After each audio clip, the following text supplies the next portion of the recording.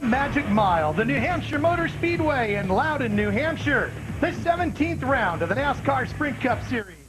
Today we're going the extra mile with the Lenox Industrial Tools 301. A little bit of weather in the area here today. Track temperature nice and cool, 68 degrees in the air, 89 out on the racetrack, 84% humidity. The wind 9 miles an hour coming out of the northeast.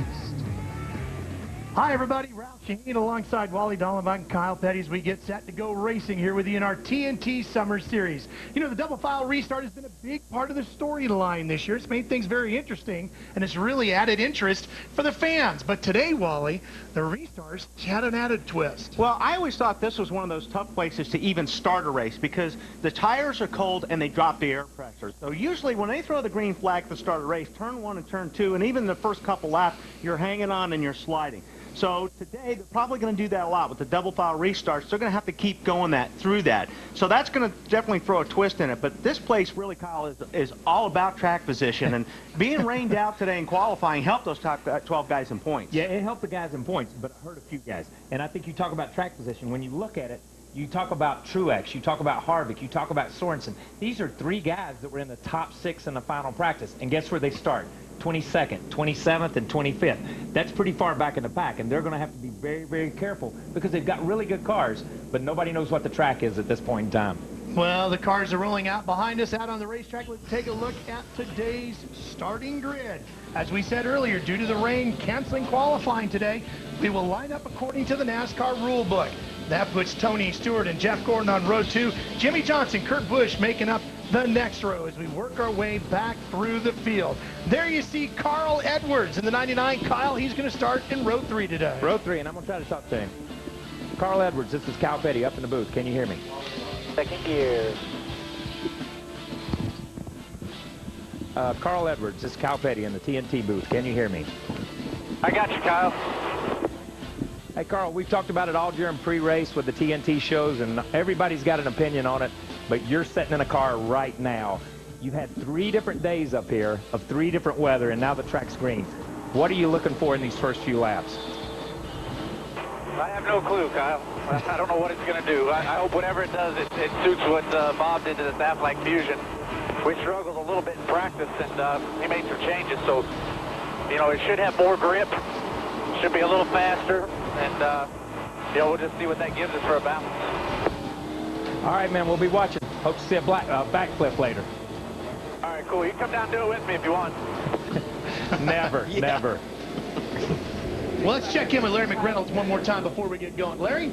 Well, Ralph, you know, back in the day, once we had haulers big enough to haul a backup car, we would just throw something together, put it there in case we needed it. Today, the backup car for these teams is prepared just as good as the primary car, and Lindsey Zarniak is with the crew chief that's already won 1 race this year with a backup car. He'll try to do it again today. Darian, the primary car. Darian, how valuable were those laps that you were able to get on this car in the practices? Those laps were huge for us to go out there and get some time on the racetrack. And I got to get a lot of credit to the guys back at Stewart Haas, the entire Office Depot, Old Spice, and Army team. They worked so hard to make this stuff right. Both cars are just as good as race cars, and we're proud to go out there and try to win this race with it. They've done it before. They'll try to do it again. They know pit strategy today is king. Yes, it is, Lindsey, as we get set to go. There you take a look inside the car of Tony Stewart, who, by the way, has 2 wins here in New Hampshire on June 28th. 1 in the Nationwide Series last year and 1 in the IRL back in 1998. There's a look at the race analysis. We're going to go that extra mile today as we get set to go green here live on TNT with our Summer Series from Loudon, New Hampshire. It's the Lenox Industrial Tools 301, and we're green.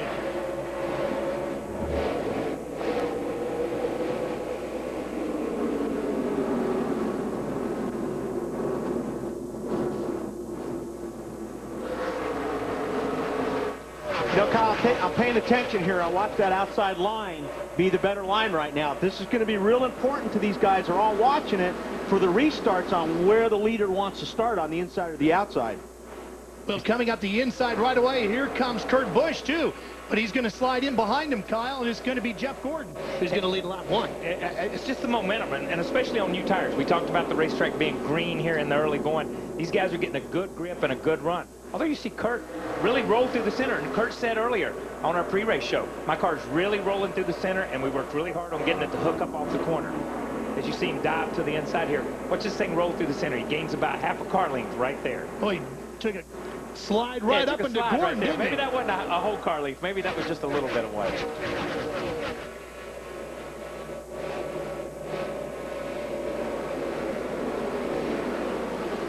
You know, it was a really clean start, though. A lot of times, like Wally talked earlier, low tire pressures, green racetrack, a lot of things going against you. These guys get into each other real early. Just a few donuts, a few tire marks on the cars, but that was a really clean start. Well, how long is it going to take you to get your tire pressures up to where you want them? Well, probably another lap or two. I mean, the temperatures come up pretty quick, and you know, it's a lot cooler today than it has been in the last couple of days, too. But like Kyle said, that was really clean, and I think those guys know that at the start. Turn 1 and turn 2 is always tough at the start of these races. Well, Kurt's doing everything he can to make the bottom of this racetrack work as he tries to get inside of Gordon again. Can't get it done through 1 and 2 and slides up and behind him. And Tony Stewart sitting back in 7th. He started on the pole, and he's lost a few positions here, so he's having a little bit of trouble getting up to speed. I'm telling you, these guys are, Kurt's not giving him any breathing room on these first few laps. You know, Kurt's racing like it rains imminent, and we're at the halfway point at this point in time because he's looking to the inside in every corner. Greg Biffle runs behind them in 3rd. Ryan Newman behind him, and Jimmy Johnson rounding out the top 5. Here comes Kurt again, taking a look inside. That blue Miller Lite machine. Yeah, Kurt's car, it is rolling pretty good in and through the center. It's just with Gordon up on that high side, he's got the momentum. When he gets off the corner, his car looks like it's got a little bit more horsepower. If Kurt could get up there a little bit further and race him down the straightaway side by side, he might be able to pull that pass off. Yeah, you almost feel like if Kurt could let the car go all the way out to the wall and get that momentum if he was leading the race. He's not. So he's got to pinch it down, and that last little bit gives the 24 car the advantage down the straightaway. Battling for 8th position back in here. That's Matt Kenseth in the 17, and Juan Pablo Montoya in the 42. Kyle Busch in the 18. We go back up front where Kyle's brother, Kurt, is still trying to take the lead away for Gordon. He's going to get him there. Yeah, see, he had enough on the straightaway getting into the corner, so when he rolled through the corner this time, he practically had Jeff cleared coming off the corner. And now let's see, as he rolls through the corner on his own, and he's able to get that little bit through the center and accelerate, see if he can put a car length on him or so.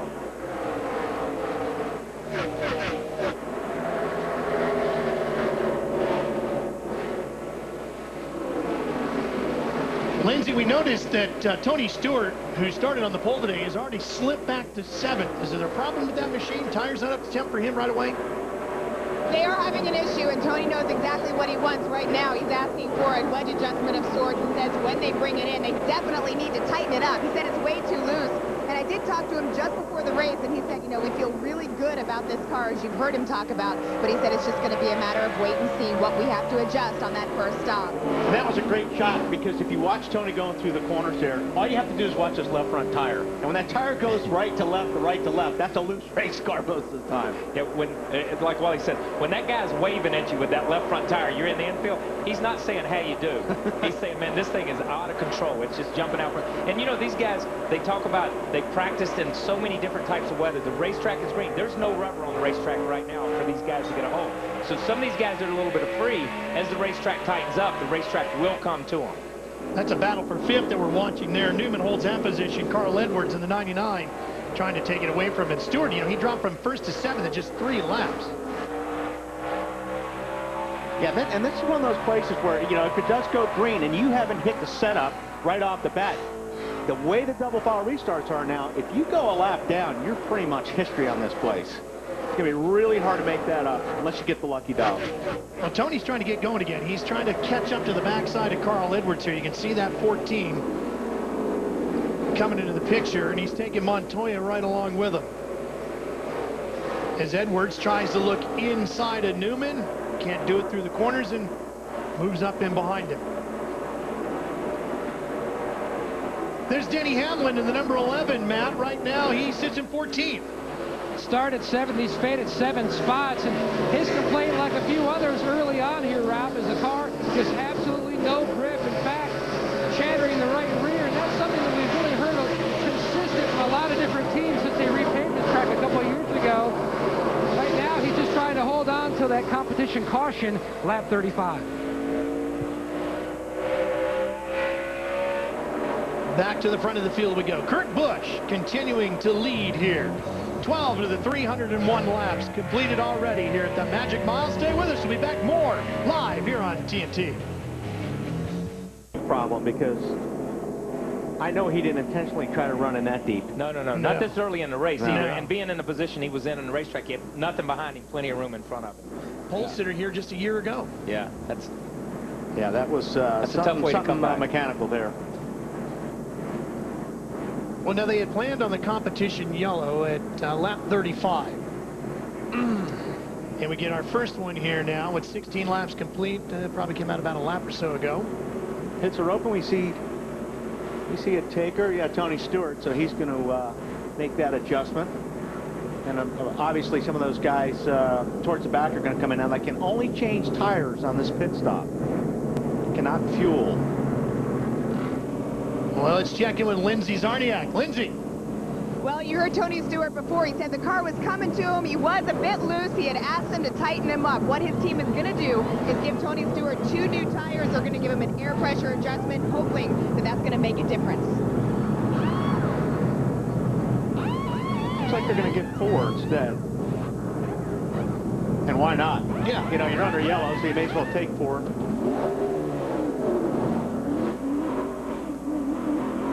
Dale Earnhardt Jr. got some service as well as he tucks in behind him. Kurt Busch continues to lead. Okay, now it'll be interesting to see which side Kurt takes here on this restart.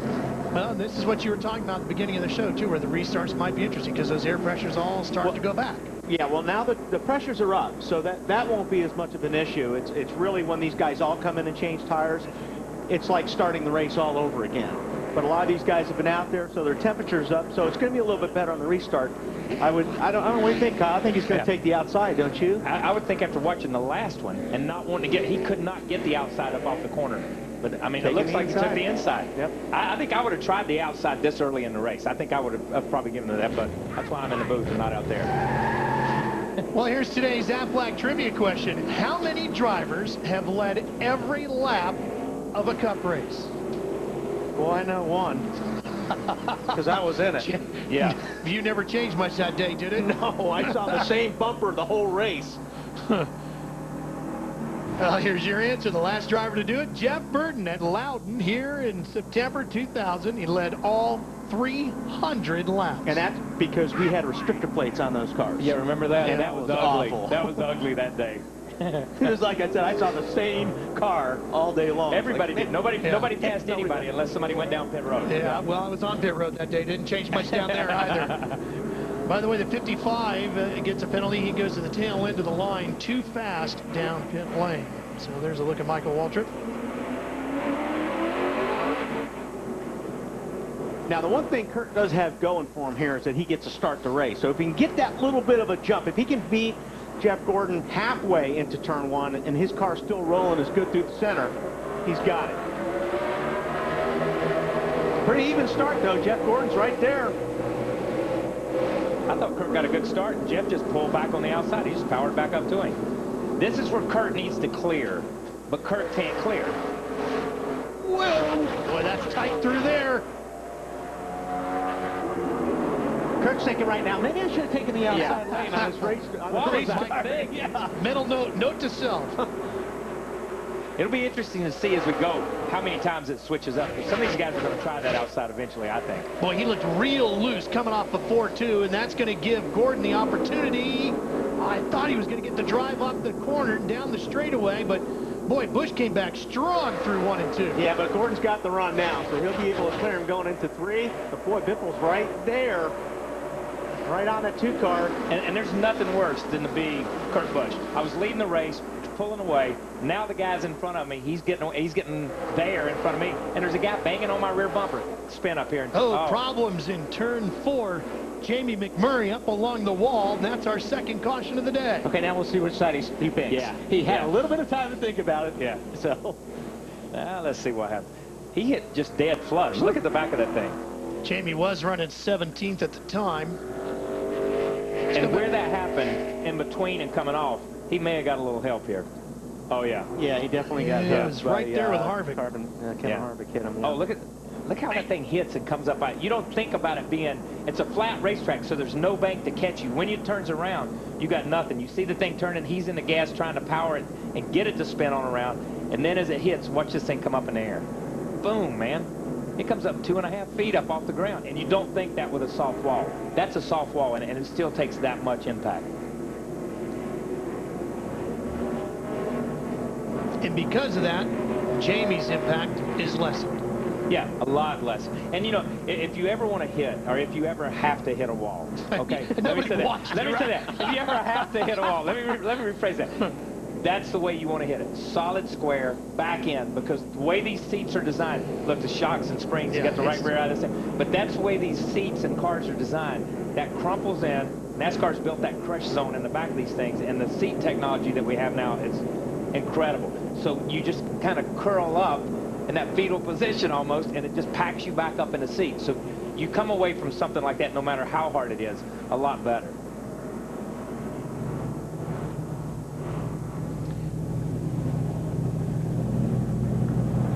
Before we totally hang all of this on Kevin Harvick, let's go back and look at this one more time and see. Yeah, the right rear was flat there when he came down into the pits. Let's see. But I think Kevin, look at the bottom line. Kevin, he got into it. And look, that is strictly racing. And that is strictly racing. No, not here, it doesn't. Yeah, Kevin just went in, and the car skates up just a little bit. I don't think that's this is one of those deals. Kevin definitely slid up. Harvick did slide up the racetrack quite a bit there. And that angle really showed that Kevin picked up a slide there. Yeah, we had a question a couple of weeks ago. Why did they put marks on the racetrack? They put marks on the racetrack so people like us can see when cars slide up the racetrack. We count the marks as they go up. Denny Hamlin's in and Matt is there. Mike Ford calling the shots on the 11, making a wedge adjustment. Also air pressure change. Denny started 7th but faded quickly. His car was really, really loose on that run, trying to tighten it up here, and he's away. Also, pull the spring rubber. You know, I'm going to tell you, pulling the spring rubber and doing some of the stuff these guys are doing this early in the race with no rubber on the racetrack's going to change. But you know the thing is too there now he did that. He did 4 now. When they come back in and can fuel, he can only, if he needs to, only can take 2. Yes, he's going to get a lot of track position on the next pit point. He can stop. pick up some. Yeah. But you know, these guys are making big changes. When you talk about Tony coming in and making some chassis changes, we're what? 23 laps into a race on a green racetrack. They're going to put rubber down. The racetrack's going to change no matter what. And these guys are making big. By pulling the rubber out later in the race, you might want that thing back. Marty, what do you have for us on Kevin Harvick's car? Well, just to put a button on what happened with Jamie McMurray out on the racetrack, Harvick did, through a spotter, to apologize to McMurray. Of course, the McMurray spotter didn't believe him, but he said he got too loose when he went into the corner. Completely a racing incident. No intention there at all. And you guys are right, Kyle. A lot of guys, Jimmy Johnson's calling it tiptoeing out there right now. There's no rubber down the racetrack. Earlier, they were on low air pressure, so everybody's kind of taking it easy early in the race here. So Jeff took the inside. Yeah. And that Jeff must just plan on powering right by him, because I would have thought Jeff saw what happened to the 2 car to Kurt Busch and say, okay, I'm going to do this to you again. Well, here's some Coors Light cold hard facts. Tony Stewart and Jimmy Johnson have each won 5 times when qualifying has been canceled. 8 different drivers have won the last 8 New Hampshire races. Worst start by a Loudon winner, 38th, Jeff Burton back in July 1999. Getting ready to go back to green. Jeff Gordon on the inside, Kurt Busch on the outside. These starts have been pretty good. Yeah. Starts and the restart. And this one, a lot of people will go to school on this one because they saw what the 2 car did on the inside last time. Now they're going to have to see what the 24 car. And if the 24 car can get a grip and get away from him, it's all out the window. Then people are just going to pick and choose with that wheel. Back to green here in Loudon. Boy, 24 got a big start right there. Jump. Yeah, he got a great start. Unlike before, Yeah, and look, comes up and takes Kurt's line straight away from him. So Kurt's got no shot of driving around him on the boy, outside. Biffle's trying to come right up the inside. It opened the door for the 16. I thought he was going to get a drive, too. But that's what you're counting on when you make the start. If you're counting on being able to jump that little bit just to clear the other guys. You know, Biffle wasn't that great coming off the corner, but he sure was good going into it. Do you see how deep he drove it? Look how he slides coming up off the corner. And even more contact deeper in the field. The 9 car, Casey Kane. Look at the side of the 83. He's walled that already. Yeah, and that may have been part of it. He may have bounced off the wall when we talked. Oh, big problems here, too. The 44 is around. No caution yet. No caution yet. A.J. Allmendinger.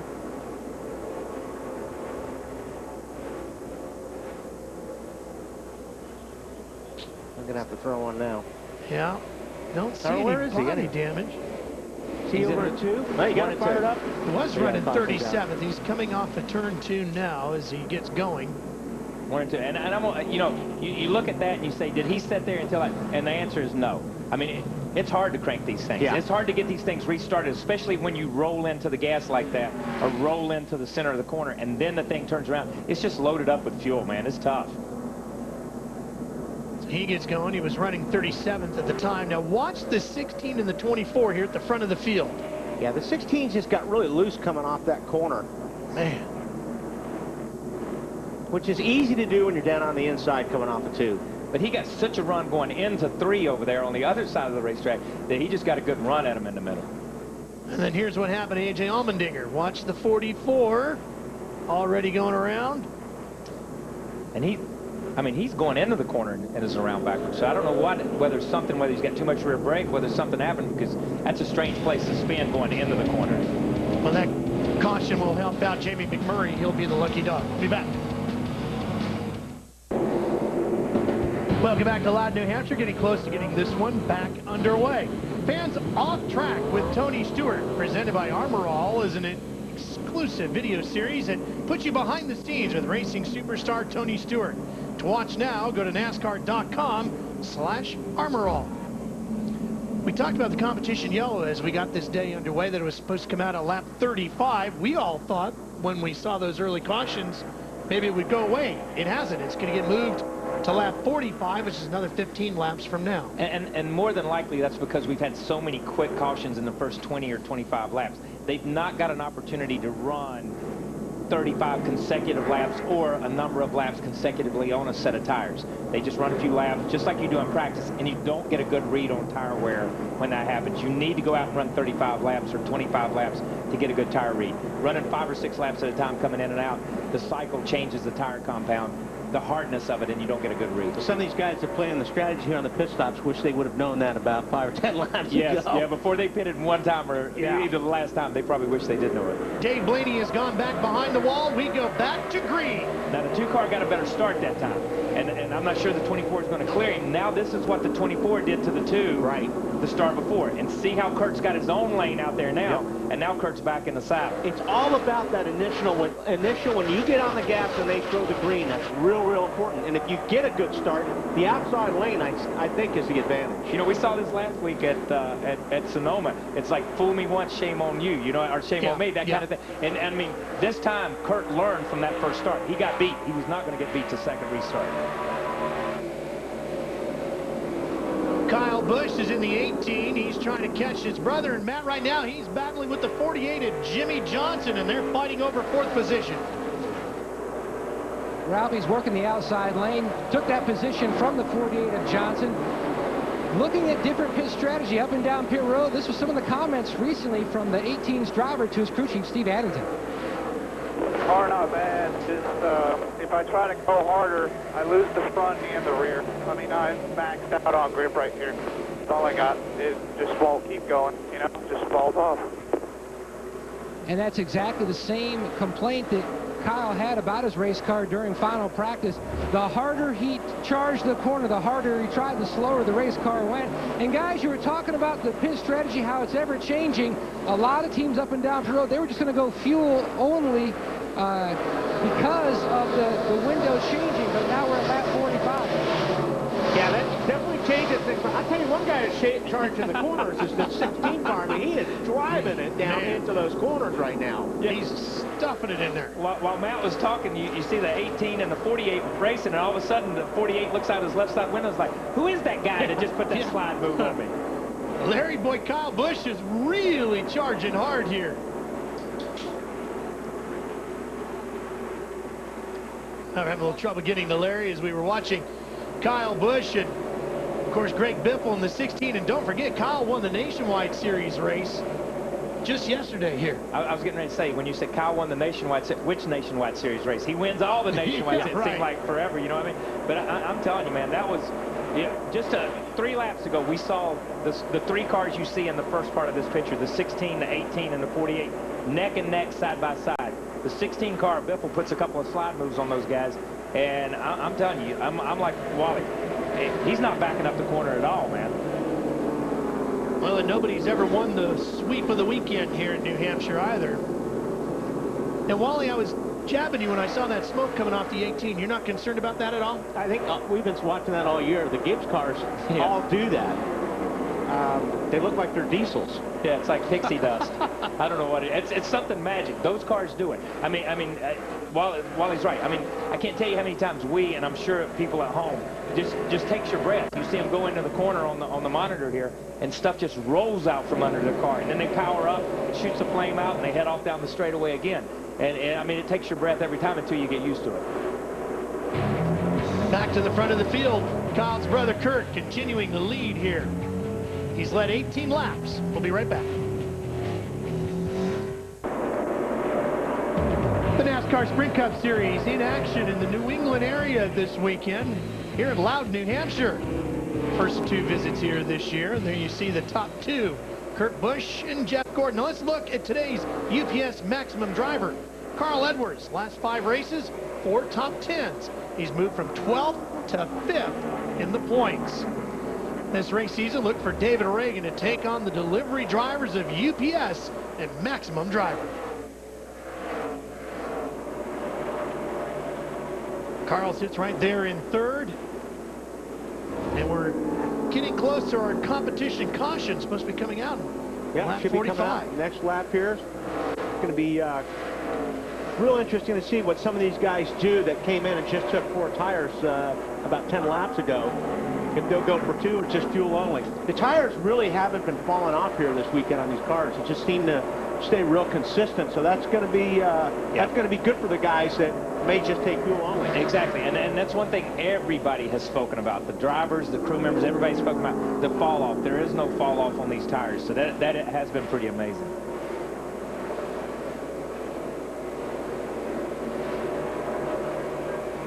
Looking for that competition caution.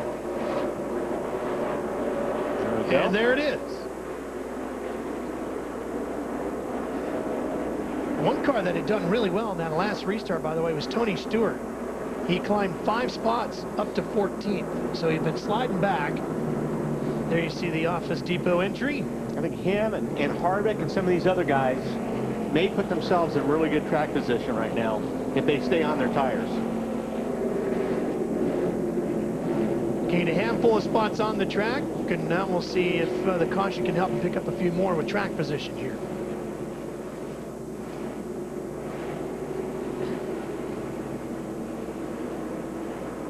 Pit road's going to be open as the field comes around.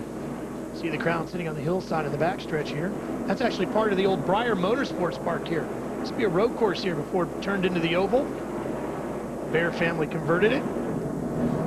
Now a part of Bruton Smith's Speedway Motorsports Incorporated racetracks.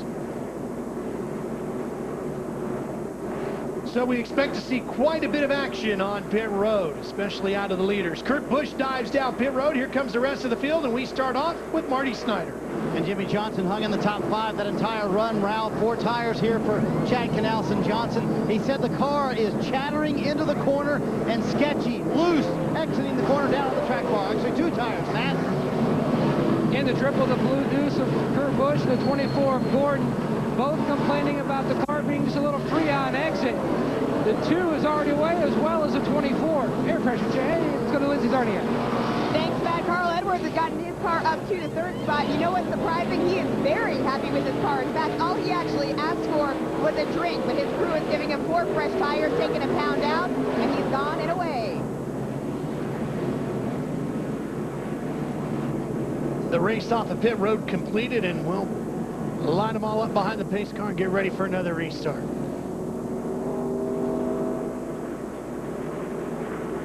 It looks like a fairly wide pit stop, but pit area, but sometimes, boy, looks can be deceiving. Look at this. Wow. Wow, He look got at him. Yeah, he did. And that, you know, those guys on pit road. He just got. But they're just unsung heroes. I don't care what anybody. without a To go doubt. out there and turn your back on a car and to turn your back on those guys leaving it out. These guys do an incredible job. Drivers can't do what they do without these guys you see. But look at them all talking to each other. It's the crew chief from the 18 car come over to check to make sure that these guys are all right. They compete against each other on the racetrack. But when it comes to things like this, it's all for one and one for all, man. These guys want to make sure everybody's safe all the time. The pit crew is doing an outstanding job in NASCAR. NASCAR fans, let's look at this week's standings for the AT&T Fastest Pit Crew of the Year award. You see the standings. Jeff Gordon leads by 3 over Dale Earnhardt Jr. Tony Stewart's crew and Matt Kenseth's crew, they're in 4th. Fans, don't forget to cast your vote for the AT&T Fastest Pit Crew of the Year award from your AT&T phone. Text in the car number for the pit crew you think is the fastest and most valuable in each race to 2258. The AT&T Fastest Pit Crew of the Year award delivered by AT&T, the nation's fastest 3G network. Kyle would be able to do that, Wally, but he's too busy twittering all day. Exactly. He's the man. So what do we got up there now? We got okay. Now Gilliland is coming. I thought he was gonna hang there, but David Gilliland in the 71 TRG car. He's gonna hit pit road.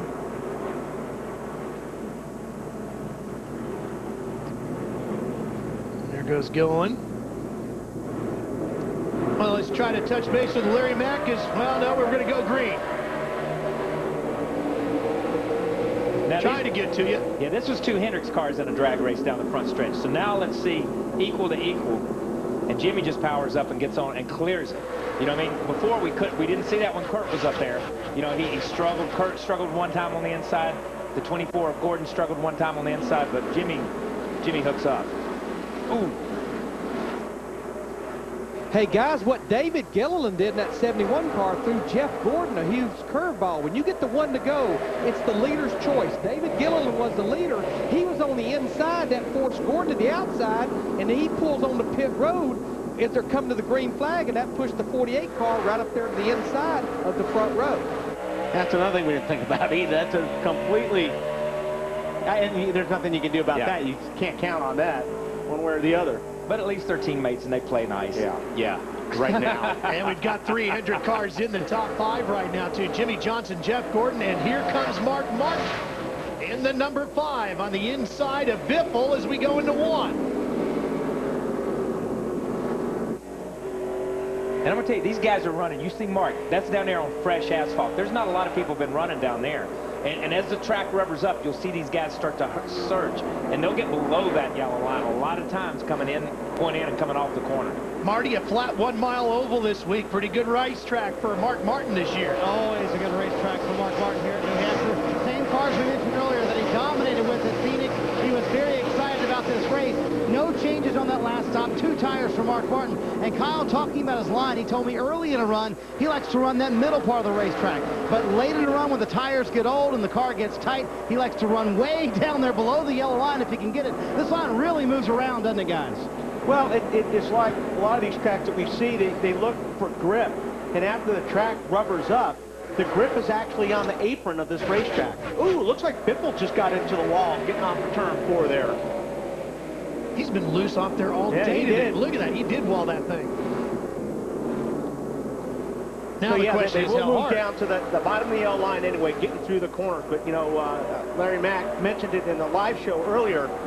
The most important thing about this racetrack is rolling through the centers. We take another look here, the 16 of Greg Biffle getting off of 4, just getting a little bit high, and took a pretty good shot there. But Mark's car is rolling through the metal good right now. That's what you work on here at this place. It's just trying to get that 75 feet of the center of the corner. So you can just coast through there, have the car turn right through so you can nail the throttle getting up off the corner. Jamie McMurray has taken the 26 back behind the wall, and Tony Raines has the 37 in the garage area as well. Right here, right in here is the part we're talking about. And this is the part where Kurt was good earlier. Remember when Kurt got ahead of the 24? That's where he really seemed to roll and really seemed to go. But Mark, you know, talking about Mark being good on a flat mile racetrack, Mark's good on every racetrack. I don't know why. You know, Mark has no bad racetracks, let's be honest. But Mark's car, he works really, really hard on that. He came through the series, and you see Mark get out of the way right now. He just pulls over. It's like, no need to race this early. We're 56 laps into a 300-lap race. We got to get to halfway if the weather is a factor. But really, I'm counting on 300 laps, and he's just eases over out of the way there. I'll tell you who's moving up is the 88. Dale Earnhardt Jr. is up 6 spots since the restart. Right now, he's up to 8th, and he's right behind Biffle. That puts all 4 Hendrick cars now inside the top 10. There he is, side by side. Down in the 3. Pretty even getting into that corner.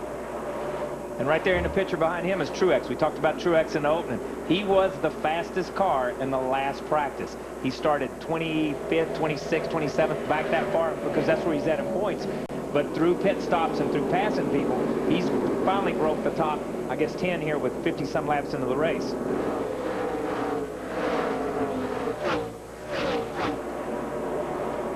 So Junior is charging up towards the front, and currently at the point is that man, the number 48 of Jimmy Johnson. He's your leader here at Loudon.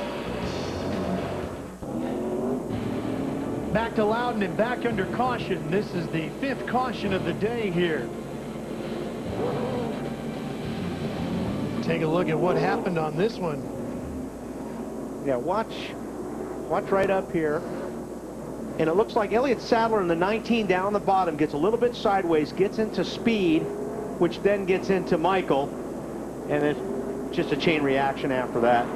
Robbie Gordon gets a piece of that. I don't think there's huge damage to... I think Michael got the worst of it, obviously, because he got in the wall a little bit there, but everybody else got through it fairly clean. Yeah, 55 got the worst of it. Now, Juan Pablo Montoya in the 42 using all the racetrack here, Wally. Yeah, this is just typical of this racetrack. You get down on the bottom of the car, you just break traction a little bit. Now, he's down on the apron, but he just slides up the racetrack, and everybody's running so close. You're gonna bang off, bang off each other all day at this place. And that's just, you can't get mad at anybody too much for this because it's going to happen all day long. And the other thing is, he was 3 wide going into turn 1. Okay, 3 wide going into turn 1. You don't know how quick that inside pit wall comes up on you. I'm telling you, man, he couldn't go any farther to the left. He had already committed. Goes across the flat, and it's just like lifting the corner of a table. It just dumps everything to the right. When he ran down across that flat, it dumped him to the right back up in front of everybody, and he got into him. Looks like he creased that right front a little bit there, too. Yeah, I don't know how much that really is going to hurt him here. The way you hear everybody describing this is just a really big Martinsville. Yeah, this is more, to me, this is more of a mechanical grip type of a racetrack than it is aerodynamic. I mean, you need everything you can get, but I think you really got to work. This is a spring shock bar type of a racetrack more than it is aerodynamic. And that's a perfect way to describe it, mechanical grip. You hear these guys talk about chatter, you hear them talk about spinning the tires. It's all about grip and getting this thing to work mechanically. We're talking about restarts right now as we go back to green. Kyle Busch there in the 18 car tucked up right behind the 48. Right next to his brother. See if there's any brotherly love there. The 24 car just struggled just a little bit on a restart right in the middle of that first corner. He couldn't do it with the 2 car. He can't, he's not been able to capitalize on being there.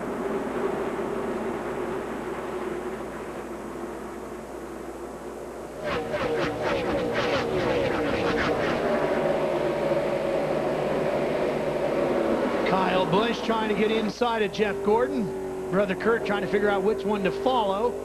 And A.J. Allmendinger has gone to the garage as well in the 44. Here comes Tony Stewart on the inside. Gets by the 2 car of Kurt Busch. He's sitting in the fourth spot right there. Boy, so Tony looks like he's got that thing figured out handling-wise. Tony rode in the middle of that corner right up behind that 18 car. Really, really smooth, and was right down on the line when he rode in there. Lindsay, how happy are they now with the setup on that 14? I would say pretty happy. All smiles in that bunch right now. Tony on the radio is saying, it's okay, center, it's okay. I'm still struggling a little bit, but on their last stop, they did get 2 tires, and they've obviously earned back some of that track position that he's trying to chip away at, Ralph. Wow, that thing. Well, he got in pretty hard there. It was kind of like, you better get out of my way on that one. There was nothing with rolling through the corner. Yeah, that's a biffle move right there. That's, okay, here's my right rear corner. Look at it. Boom, it's right up at you.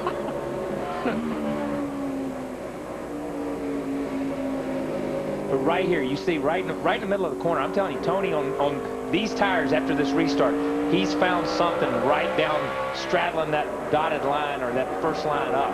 We're right in the middle of the corner, but I'm telling you, he charged into turn 3 there a minute ago. Right here, you see him working that left front, though, man. He worked it right there. Yeah, that car looks really good right there.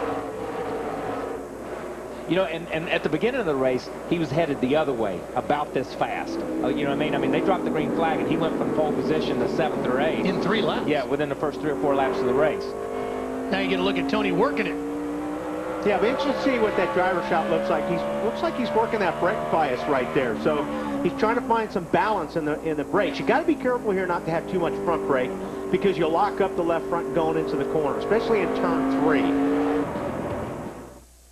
Needing some French fries here before the day is we out. are. Hey, on the way. Just watching that commercial. You know, as bad as Tony Stewart always badmouths Goodyear sometimes, maybe he had those Fuel Max tires that Goodyear just advertised up there at Pocono. You think that was it? That's good. Let's quickly get out of this and get down to pit road, where our outstanding pit crew do something that TNT does fantastic.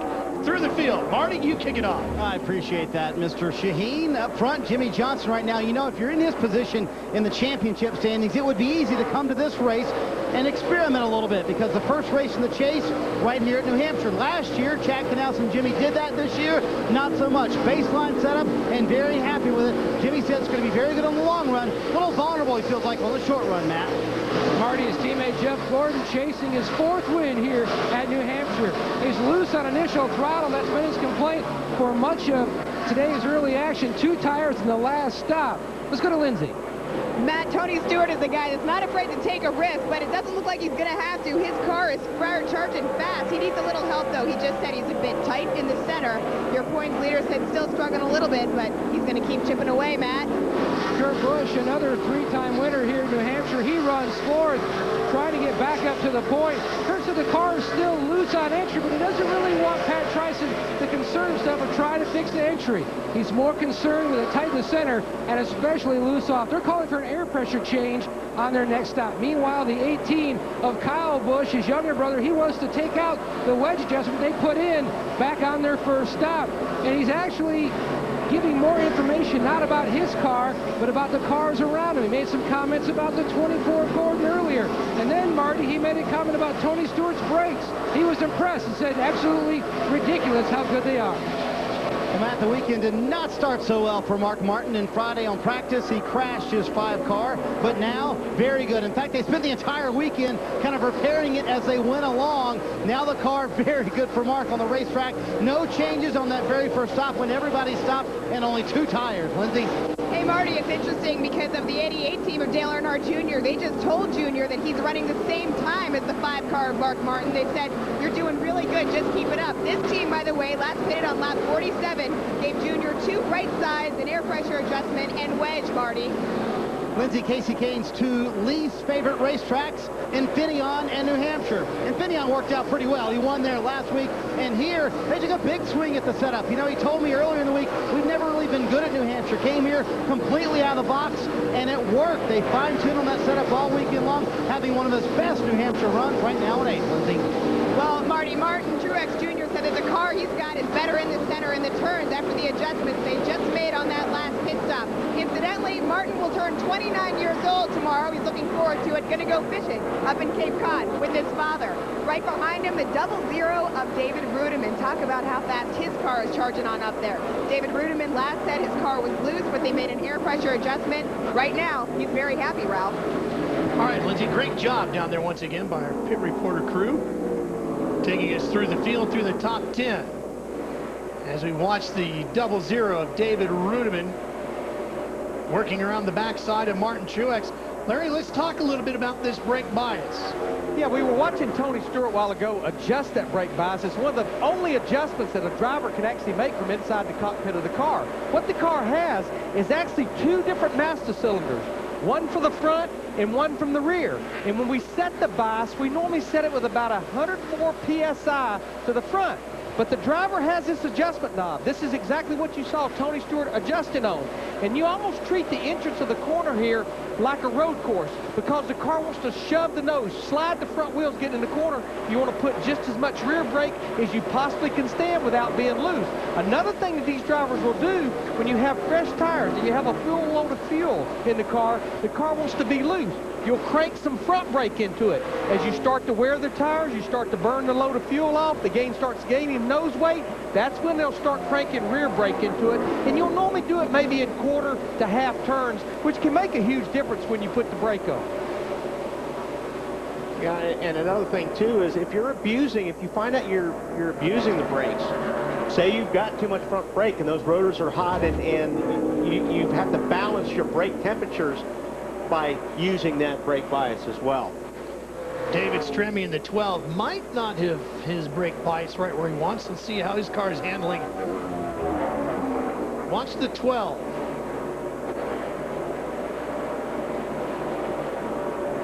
Hard to tell from that angle if he was sliding. Yeah, because the balance is off for help from the 09. It's just a common thing off a turn two, though. The cars really get loose off of there sometimes.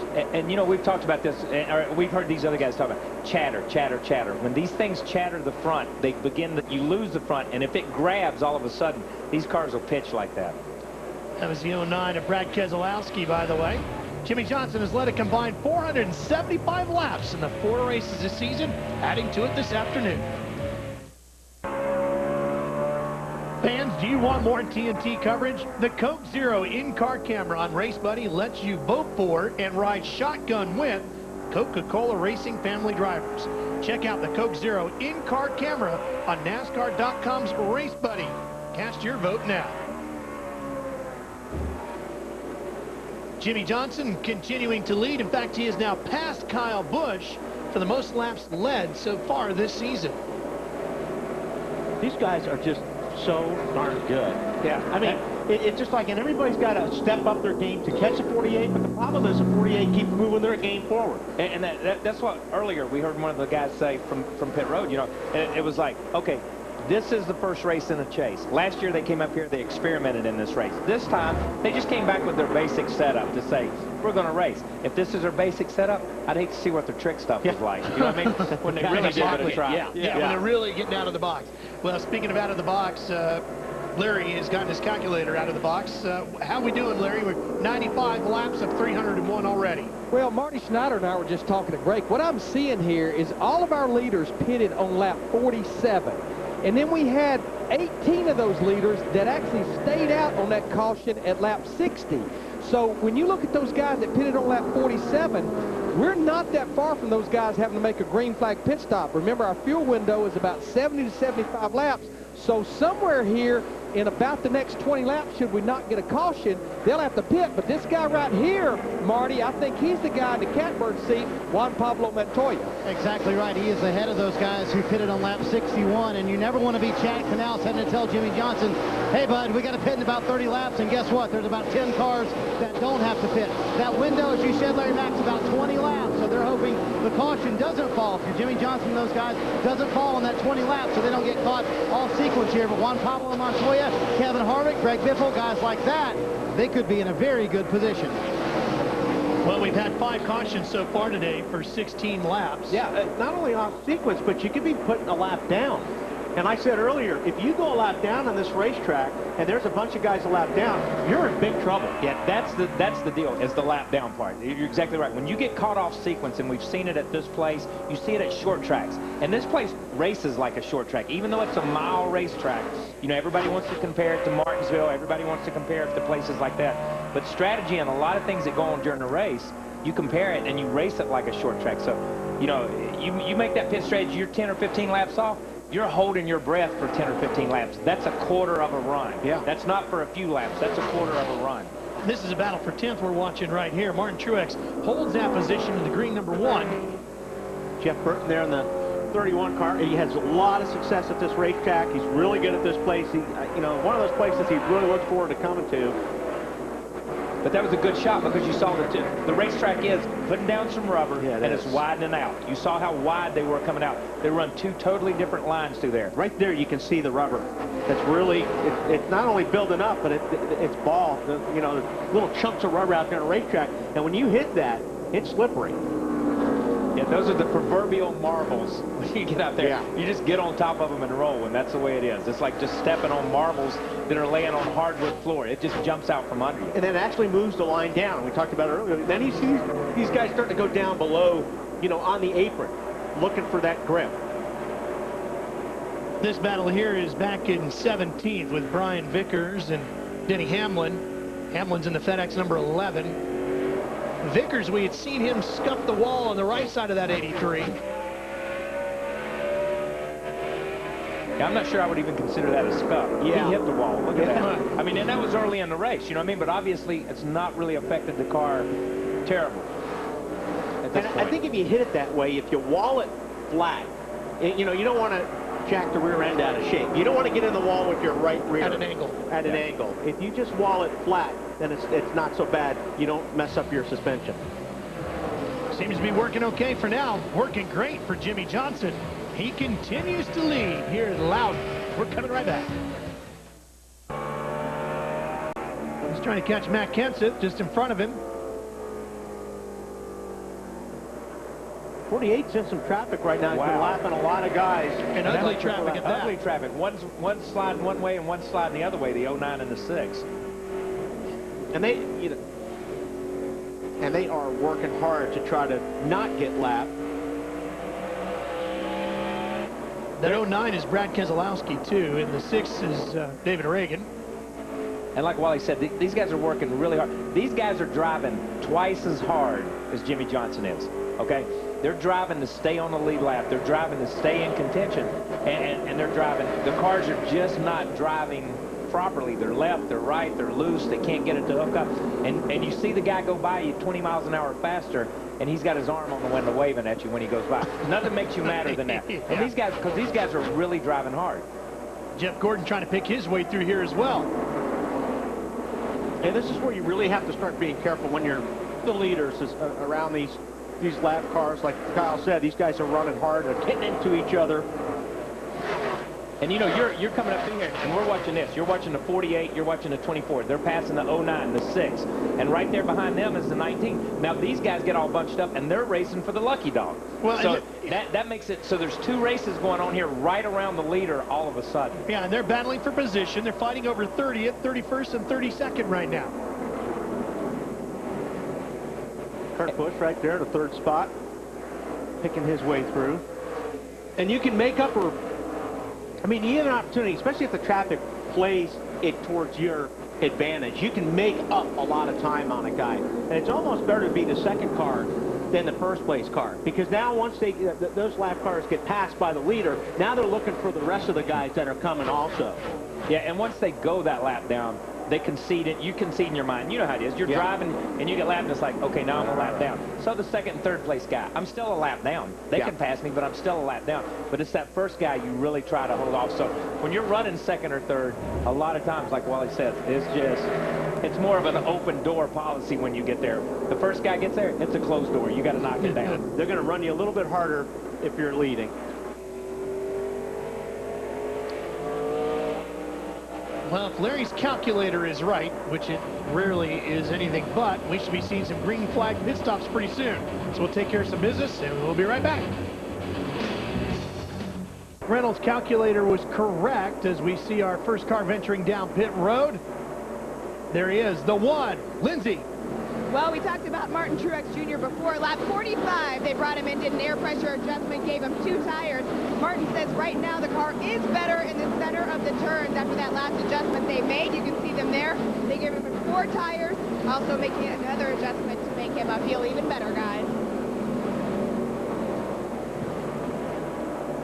So the door is open. Now we'll start to see how many and when they need to come in as Jimmie Johnson continues to slice his way through traffic, bringing his teammate Jeff Gordon along with him. Kurt Busch continues to run in third. Tony Stewart holding position in fourth.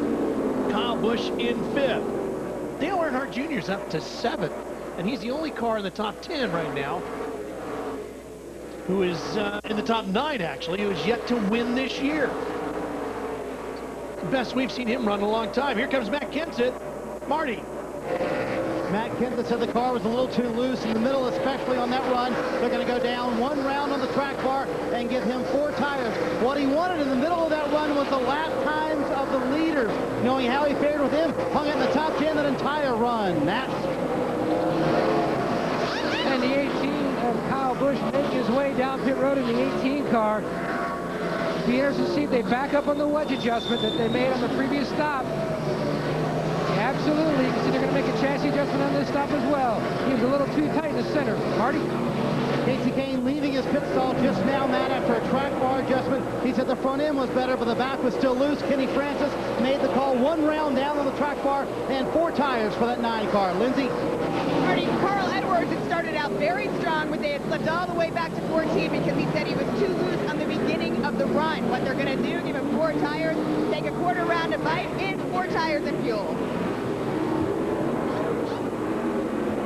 Great work by our pit reporters in that round of stops. And the thing that really stuck out visually through that, Wally, was all that brake dust. Yeah, watch the right front when they pull this tire off. All that dust coming off there. Normally you'll get more off the right front here than you will the left front, because the right front's actually doing more work than the left front, because it's the heavy side getting into the corner.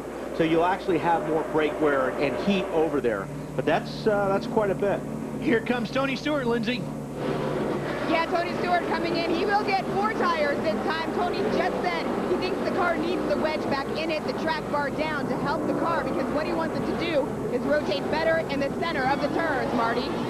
Lindsay, your leader, Jimmie Johnson here, hit road. His car was a little too loose early in that run. They're going to go down on the track bar, trying to get just a little bit better. His teammate Mark Martin in front of him, 4 tires, no changes, Matt.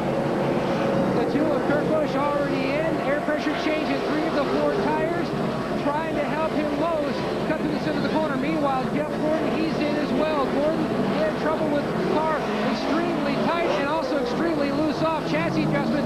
And Steve Letarte called for an air pressure change. Lindsay? Dale Earnhardt Jr. has been running in the top 10 for some time now. That 2-tire stop, though, had been catching up with them. He said the cars with 4 tires were just taking him over. So this lap, they brought him in. They gave him 4. Dale says wants to feel a little bit tighter. Dale Earnhardt Jr. making his way out onto the racetrack. You know, Wally and spent some time talking with Lance McGrew earlier this weekend as we see the 42 of Juan Pablo Montoya. That 42 is now your race leader. And they were really struggling to find a happy feeling in that 88 car for Junior. It looks like they got pretty close to it so far in race day. They're closer today than they've been probably all year long. Yeah. He has been more consistent, and you watch his lap times, and that's what we watch up here in the booth a lot of times. You guys at home, you're not capable, unless you're on Race Buddy or unless you're following some of these people, seeing lap times. But when you see this, you know what a guy's doing lap after lap after lap after. Everybody can run fast at some point in time, but it's to do it lap after lap. That's what you see Jimmie Johnson do. That's what you see some of these other guys do. And that's where the 14 car, or excuse me, the 88 car has struggled, was to be that consistent all race long. So maybe they've hit on something here. At least they have, it seems like, here at New Hampshire. Looks like they've gotten pretty close today, Larry. Well, and what I'm seeing right there, that showed you right there just how much 4 fresh tires is worth, because you saw Casey Kane in the 9 just drive by our leader Montoya. But all of those guys that just had to make those green flag stops, including our guys that's been leading this race, like Jimmie Johnson, Kurt Busch, and Jeff Gordon, they're going to have to hold their breath for about another 10 to 12 laps, because then Montoya, Hamlin, Sorensen, Biffle, guys like that will have to make their green flag stops, and everybody will be even again. Yeah, and that's a great point, Larry, because the one thing that I got when Marty Snyder said, you know, he came on and Marty said, one thing that Kenseth wanted to know was, what's the leader's lap times? What are these other people's lap times? What he was trying to calculate in his head was, okay, when I get fresh tires, how much faster am I going to be able to run? Where is that going to put me on the racetrack? So that's what they were trying to get in to that mode. What is my lap time on new tires compared to what is that guy on old tires? And we also saw, and we mentioned this earlier in the broadcast, these guys made adjustments early on. Now the track's rubbering up. You saw Lindsey say, okay, some of these guys are putting wedge back in the car. And so that's why I said earlier, when you start pulling rubbers out really early, that's a major adjustment early. But now, Kyle, what Brian Patty, crew chief Montoya, Mike Ford for Hamlin, Mike Shiplett for Reed Sorensen, what they've got to evaluate is how much time they're losing to these guys on those 4 fresh tires. If we get a caution, they're a hero, though. Greg Biffle's down pit road, Matt. Greg Biffle's on pit road. Greg Irwin's trying to fix the race car both on center and exit, but the biggest concern, Greg Biffle wanted the car to cut better than center of the corner. Significant air pressure change on that stop.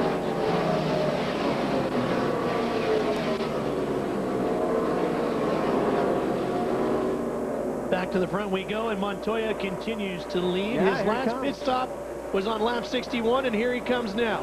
And that's, that explains what Larry just said. Those guys are running so fast on new tires, they force these guys to maybe pit a little bit sooner than what they wanted to.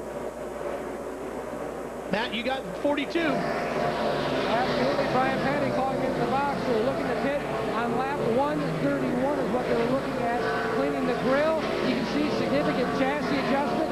Not one of Montoya's best racetracks. His best finish actually came last fall when he finished 17th. Little tug on the fender, and he's away.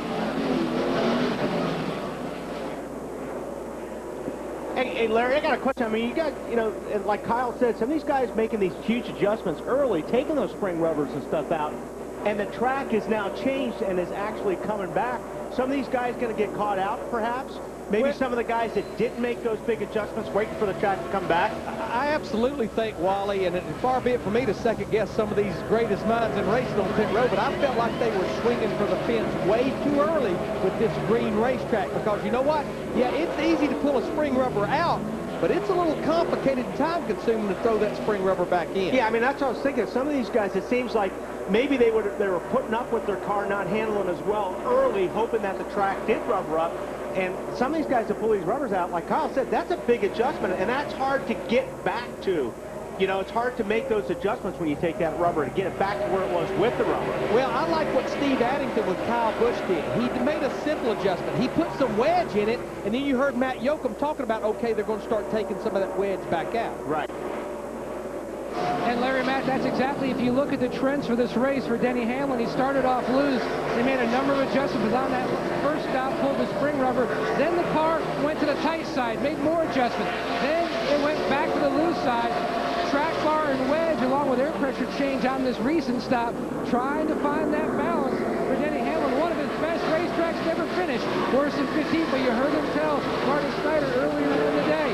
This was one of those setups that they really did not know what to expect that they were going to get from him. Denny Hamlin, Reed Sorensen, and Robbie Gordon all took their turn at the point, made their pit stops. Now we're back through the entire order, and Jimmy Johnson has returned to the front of the field here at Loudon. TNT is going to return here for more live coverage right after these words. Jimmy Johnson, that number 48, has led 80 laps so far here today. He's still out in front of his teammate Jeff Gordon. He's got just under a second lead over the 24. Trying to put a lap on Joey Logano.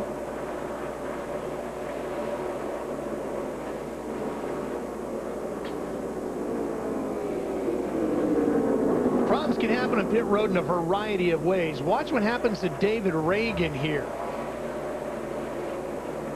As they drop the jack, boom, he's in the wrong gear. And that's, you look at it and you say, how can that happen? It's incredibly simple. You pull over, you pull the thing over, you try to get it in first gear, but sometimes, they used to run a lockout. Remember when you run a lockout, you had to push down and pull it over to get it in reverse. Now, these transmissions are so close together, that's really simple. A lockout, that was for the idiot driver. Yeah, it was for idiot drivers. Figure it out, yeah. I had a lockout on every gear almost, man. Yeah, the catch can guy almost just got taken apart on that. Yeah, he had his hands full and his feet. So what is a catch can? He's a doorstop. Yeah, Things obviously like that. Obviously, he was a backstop on the pit stop. The catch can guy, basically, the catch can has a rod in it that vents the gas as the gas goes in, and the gas can itself has a vent on the side of it. But the catch can man vents the gas tank, vents the fuel cell, the fuel bladder, to allow air to come out as the gas goes in. At the same time, any excess he catches. Used to, and Wally can vouch for this, and if you followed the sport any period of time, they used to leave pit road, and they would just be puddles of gas. Yeah, You would yeah. be flying in the air. It was incredible how bad it was. How they didn't catch fire every single race Every was time. amazing. Stock car racing was the worst at that period of time, and NASCAR stepped in and said, we're going to clean this up. This is our rule. They came up with the catch can. They allowed an extra guy over the wall, and it's phenomenal. The lack of fuel that we have spilled. It's very rare to see somebody spill fuel now. This battle's for 7th with Kyle Busch in the 18 and Mark Martin still working the bottom side in that 5.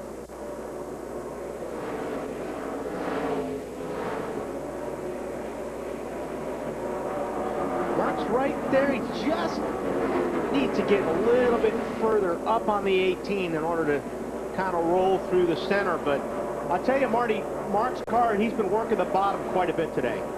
He's been trying to work the bottom wall, and he's in one of those frustrating spots, and I'm sure you and Kyle can talk about this. His car, really, honestly, at the end of a run is as fast or faster than Jimmy Johnson, but he's so far back from Jimmy Johnson that he can't get up there, so it's a very frustrating position he's in. They have a very good race car, but it needs that track position. We talk about it all the time here at New Hampshire. Got to get towards the front, so they kind of would like to have a caution here to help them catch up with their teammate. You guys have probably been in that position before, haven't you? Well, sure, and right now, like you said, he's in 7th spot, but he's 12 seconds behind Jimmy Johnson. By the time everything's sorted out and he's worked through, some of the traffic here, Jimmy Johnson's had, a lot of clear racetrack. So if the caution does come out and Mark can stay in this position, he's going to be in a good position. He's going to be in a good spot. Jeff Burton's in that 31. Getting ready to get a little older tomorrow. He's going to turn 42. Mike Skinner turned 52 today.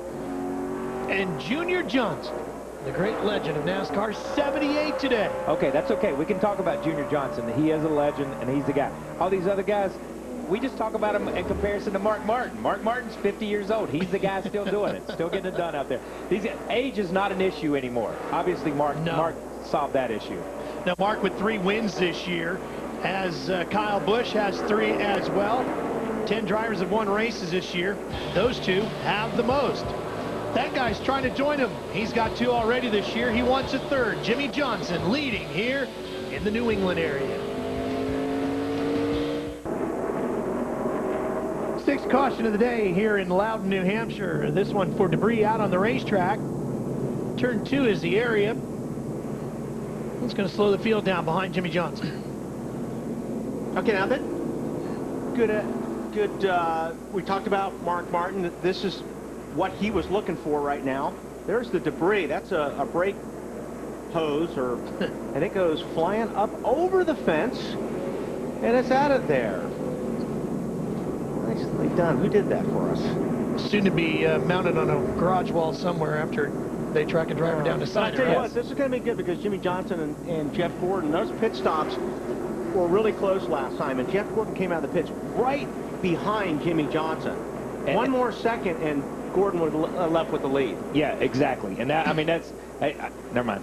Go. Let's go. We'll start talking pit stops, Kyle, with Jimmy Johnson, who said it gets too tight early in the run. They're going to make a track bar adjustment, trying to loosen them up a little bit. Also, a little weather in the area, so a big stop. 2 tires, Matt. And look for 2 tires between the 24 of Gordon and the 2 of Busch. Gordon says his car was good at the first part of the run, but it got tight following the 48 of Johnson. And close call off pit road. It looks like the 2, Lindsay, may beat the fall. There's a crew member hit on pit road. He's up and away, grabbing the jack. That's like 24. Looks like They gave him 2 tires. He said it still needs to rotate better in the center. Forward bite is good. Well, it has been a tough day down on pit road for the crew members here today. Look at that. Man, right at the line. Well, we'll come back, straighten it all out for you, and we will return for more of our live coverage of NASCAR here on TNT. Loudon and the Buck Cherry guy is going to be part of the activities in Daytona next weekend. Cool. Looking forward to that. Yeah, I mean, you and I will enjoy that. We had a Wally chance will to hate sing with REO Speedwagon and Sticks last night, Yeah. and we had to leave. We couldn't stay, so maybe they'll let us sing on stage. We were minutes from greatness, weren't we? Moments, just that close. It would have been spectacular. Yeah, you two are legends in your own mind. Yes, we are. Yes, we are. When it comes to singing, yes, we are. Yeah, absolutely. At least Kyle's got a voice for it. Jeff Gordon listed as your leader. 156 of the 301 scheduled laps completed.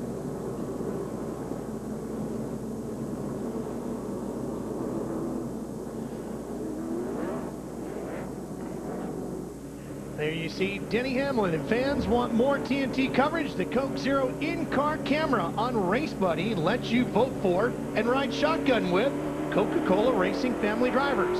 Check out the Coke Zero in-car camera on NASCAR.com's Race Buddy. Cast your vote now.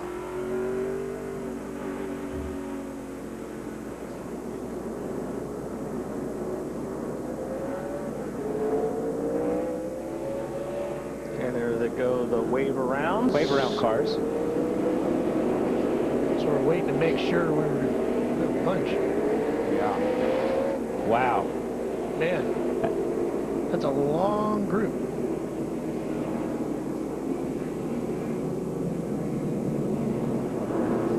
But 10 cars getting the wave around.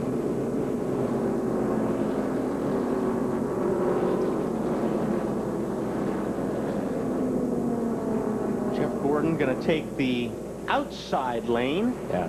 Now, the wave around, these guys can come and get to the back of the pack, but they can't pit. They have to take the green flag on the racetrack before they can pit. So once again, these guys are back on the lead lap, but they're just out of sequence. Now, they can gamble and stay out and try to see and hopefully catch an earlier caution or a caution that comes early, or they'll wait and they'll pit. If they pit, they're going to basically lose their lap. At a place like this, you're basically a lap down. So I think you'll see almost all these guys, because the cycle just happened, what, 10 or 12 laps ago or whatever it was, last pit stop, you'll see these guys kind of stay out for a little while. Your only hope on this deal is to try to stay on the lead lap and get a caution. Yeah. You're hoping for those guys that just got the wave around. Jeff Gordon going to start on the outside. That's the first time the leader has taken that spot, and it looks like it may just work out for him.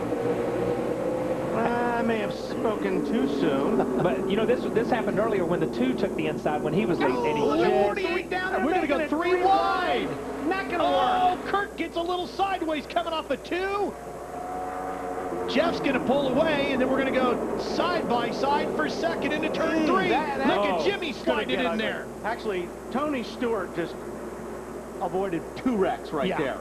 The 2 coming off the corner, he checked up. Hey, how about Dale Earnhardt Jr. in the 88 on the bottom side, fighting over 3rd with his Hendrick teammate right now, Jimmy Johnson.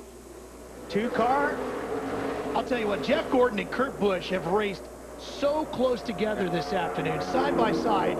And trust me, these guys are looking out their windshield, and they're saying that they're thinking we may be racing to the rain. Look at Junior to the inside here. You saw these guys slide up into each other, and there's Junior taking a peek on the inside of the 2. Well, that time there was contact between the 2 and the 24, and Junior's going to try to get in there and get a little of this action as well.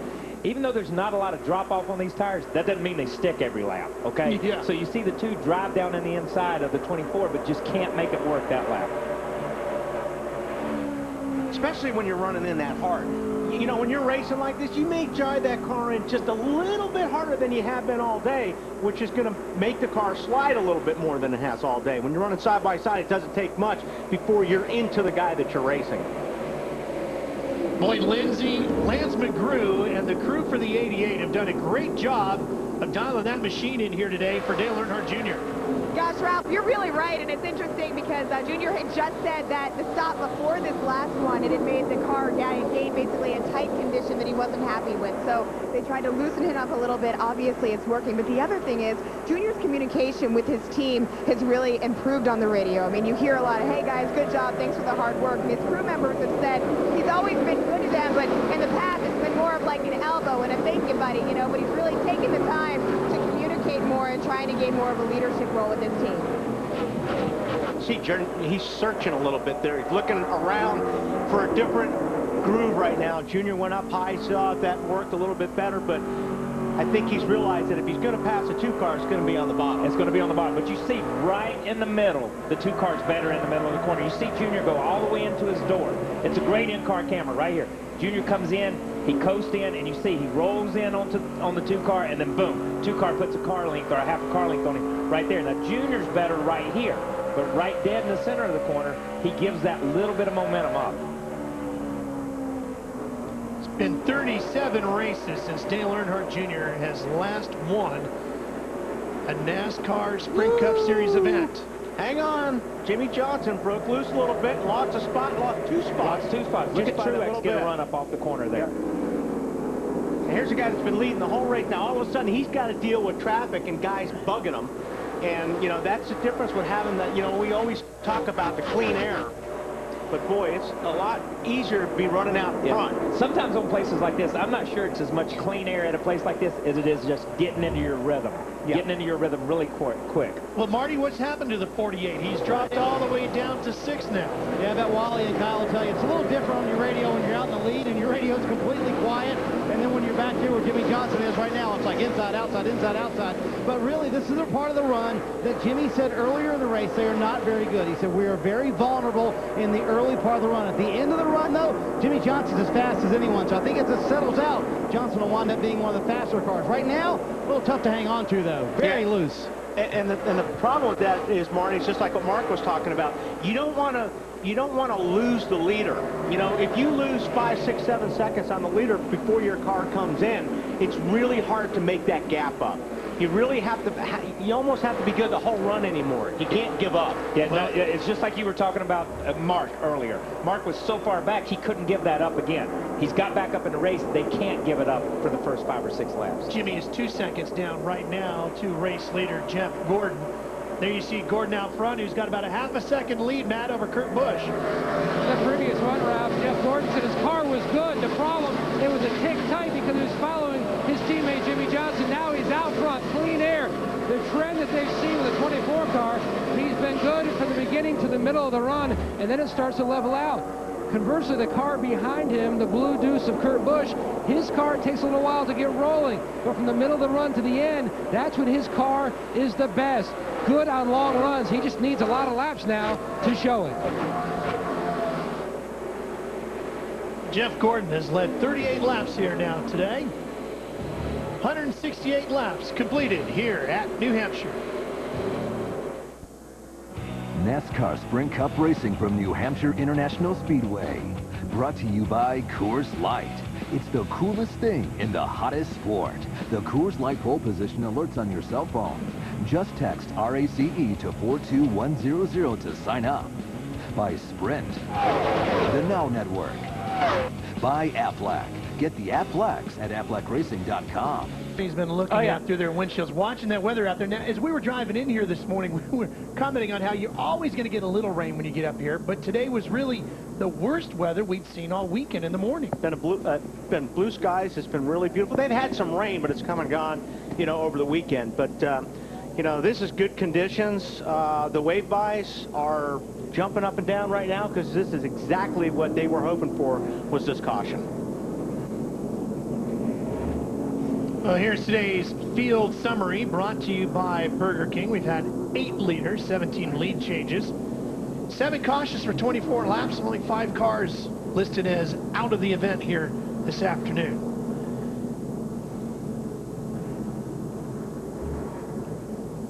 There's Paul Menard in the number 98. He is actually the reason for our latest caution. Yeah, he was smoking for a few laps here.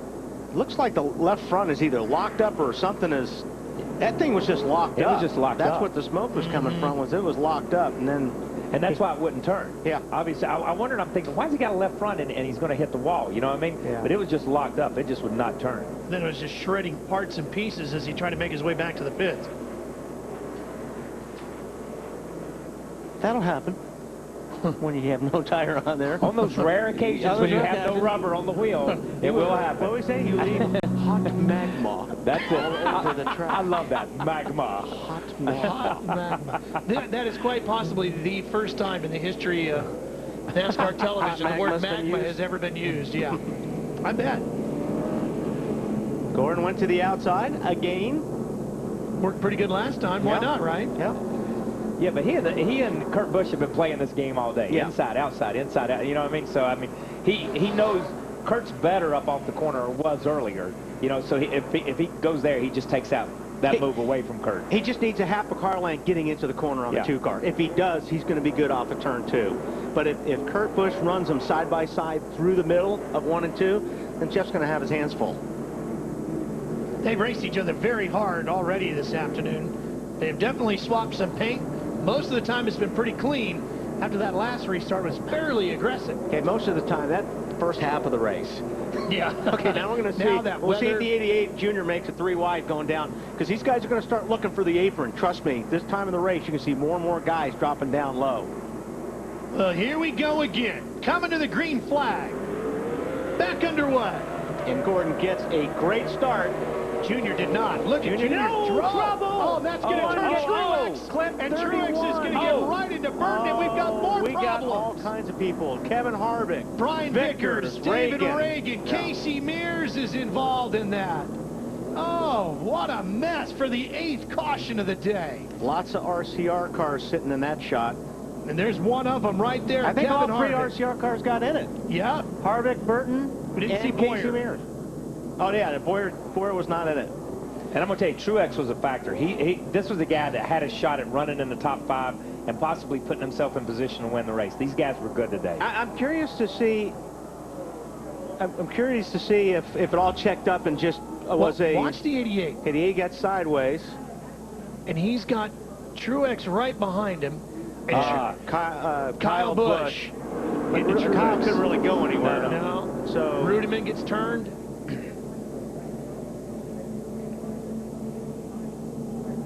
I think right. The 88 looked like he got a little bit sideways. Listen, it's already happened. I think by this point. Yeah, it's behind that, isn't it?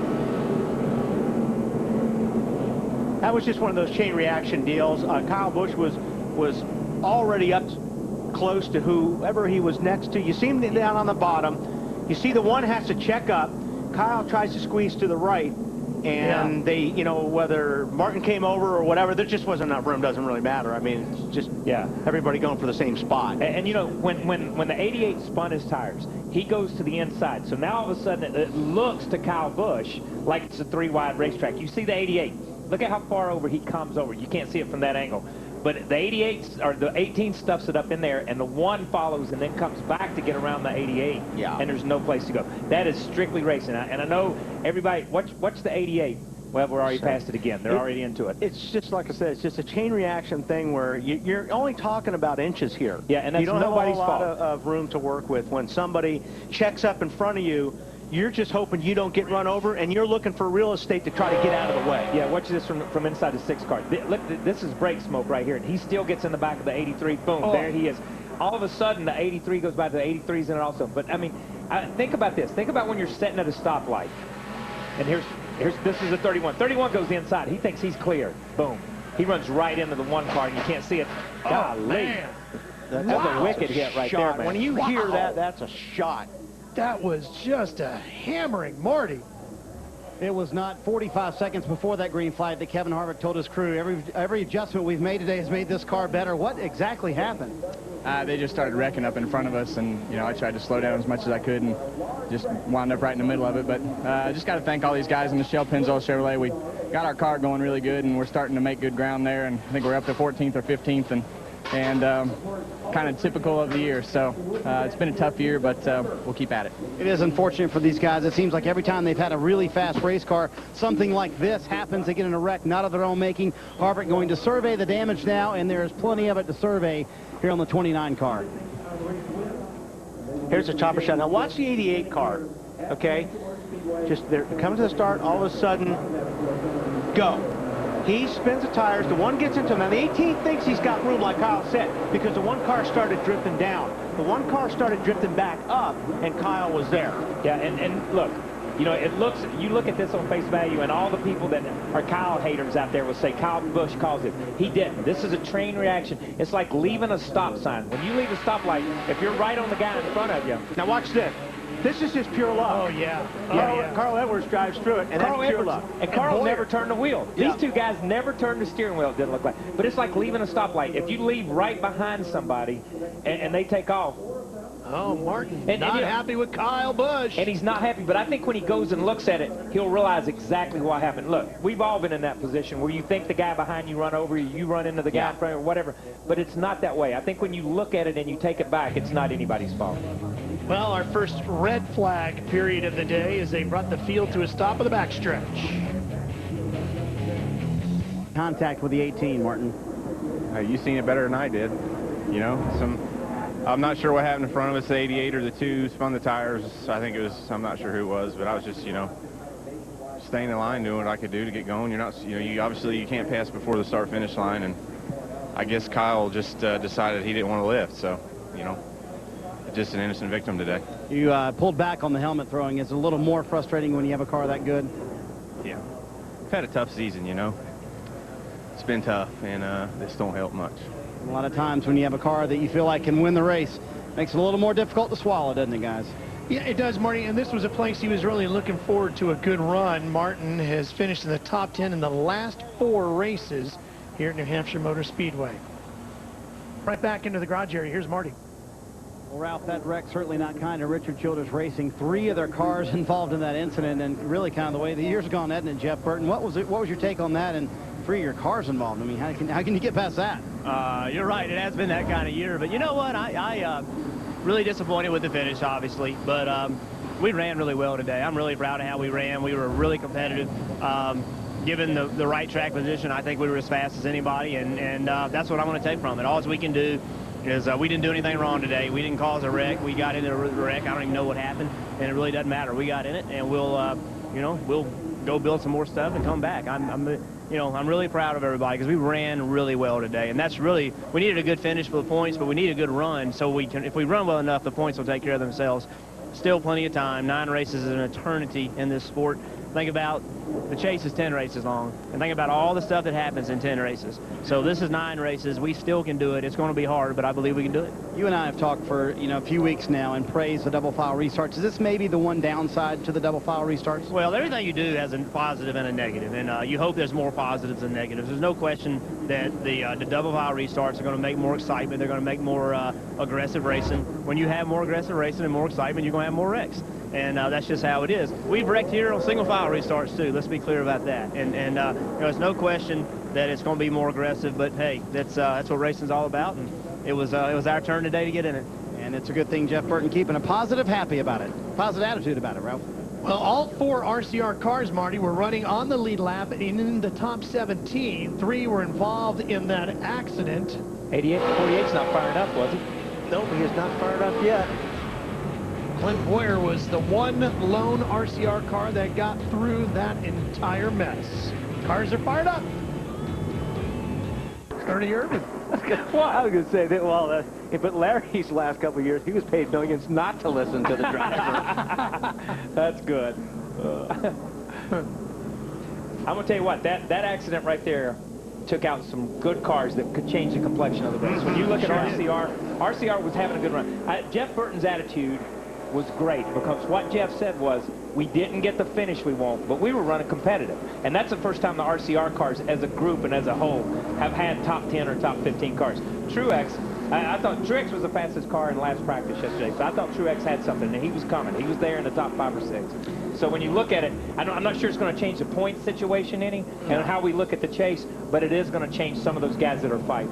Now, it will be interesting to see if that message from Jeff Gordon got delivered to the 2 and see if Kurt Busch, how he takes it. Maybe he'll just go ahead and push him on through.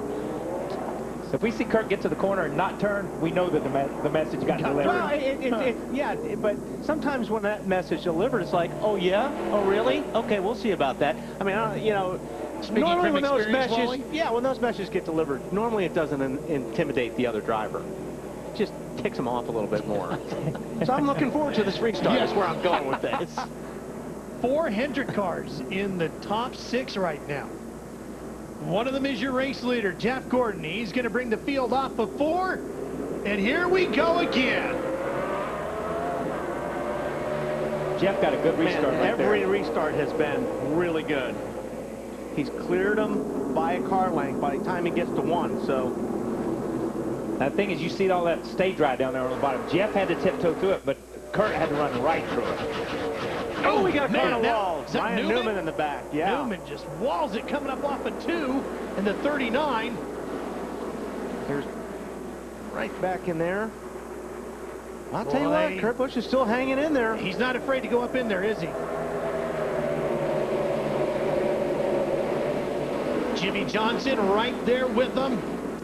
And Tony Stewart, he slipped just a little bit. Little contact. Boy, that's close. Is Jimmy going to take a look? This is going to be interesting. Can't go 3 wide. No, and he backs out of it just at the entrance to the corner. And look on the outside here, the 14 car, Tony Stewart.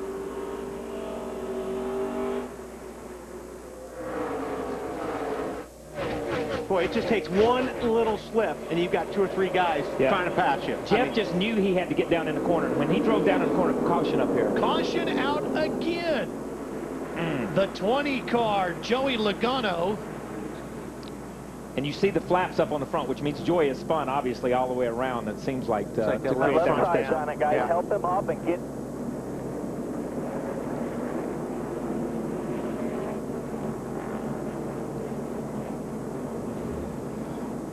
See the 20 car right here.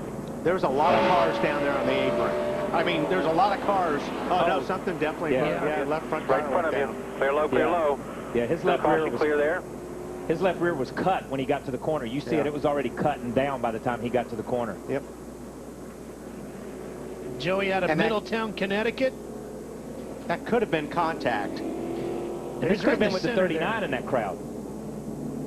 Yep. Oh, that's what. But it was his left rear that went down, but it was his 00 car that got But the into, 00 car was on the left inside. rear. Yeah. Joey was running in 21st. And the caution is out again here in Loudon, New Hampshire, so we'll take care of some business and return to more live coverage.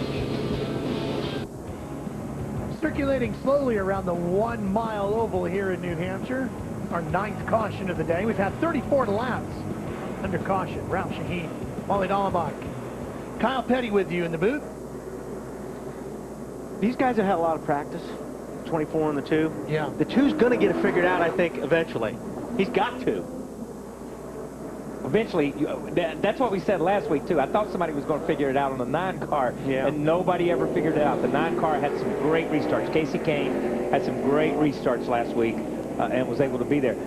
The deal this time is it's a little bit different. Now we got the 14 up there on the inside because he was right there. So now the guys behind these first 2, they keep rotating. Here's our Toyota driver update. Denny Hamlin's up to 9th. Kyle Busch is in 10th, and Scott Speed is in 18th. All 3 of those drivers have had a very active afternoon. I don't like seeing the windshield wipers moving on the pace car. Did you see that? All right. Bugs. That was debris. Debris on the windshield. Now see these guys, you see the 2 and the 24 out, they're gassing it. Yeah. They're making sure the rear tires are clean so they don't light the tires up and spin them on the start, on the restart. And they're playing with each other's head. At the same time, they're messing with each other's head. I would think Kurt Busch would get right up next. You know how when you restart, you want to kind of mess with somebody? If you're on the inside, get all the way to the right as close as you can to that guy. But he's giving him a lot of room. Jeff's been great on the restarts, and he's pretty good again. Restarts away. He's just giving them away. How much of that do you think is Kurt, and how much of that is maybe the car not reacting, launching the way he needs it to? But after 5 or 6 times, you need to figure out, okay, I need to get on the gas a little bit earlier, or you have to compensate. Right, you have to figure out how to compensate. But I'll tell you what, it's hanging in there. Down on the bottom. Oh, he's sliding up, he's sliding up. Look at the 14 on the inside. Whoa, a little sideways. Yeah, now he's going to lose 2 spots. Cost him huge, maybe 3 spots. As Jimmy Johnson gets in the mix too, and he's going to slide up into Jimmy. And he's going to push him right up to the wall. And look at Mark Martin on the bottom of the 5. That may have been on purpose. But when you watch that, when you go back and see that, I want you to watch the 2-car run in on the 14. I think he run in so hard on the 14, he had to move to the right to get away to keep from running into the back of Tony. Look at how many positions Jimmy Johnson lost on that. It killed him. Yes. Stewart taking a look.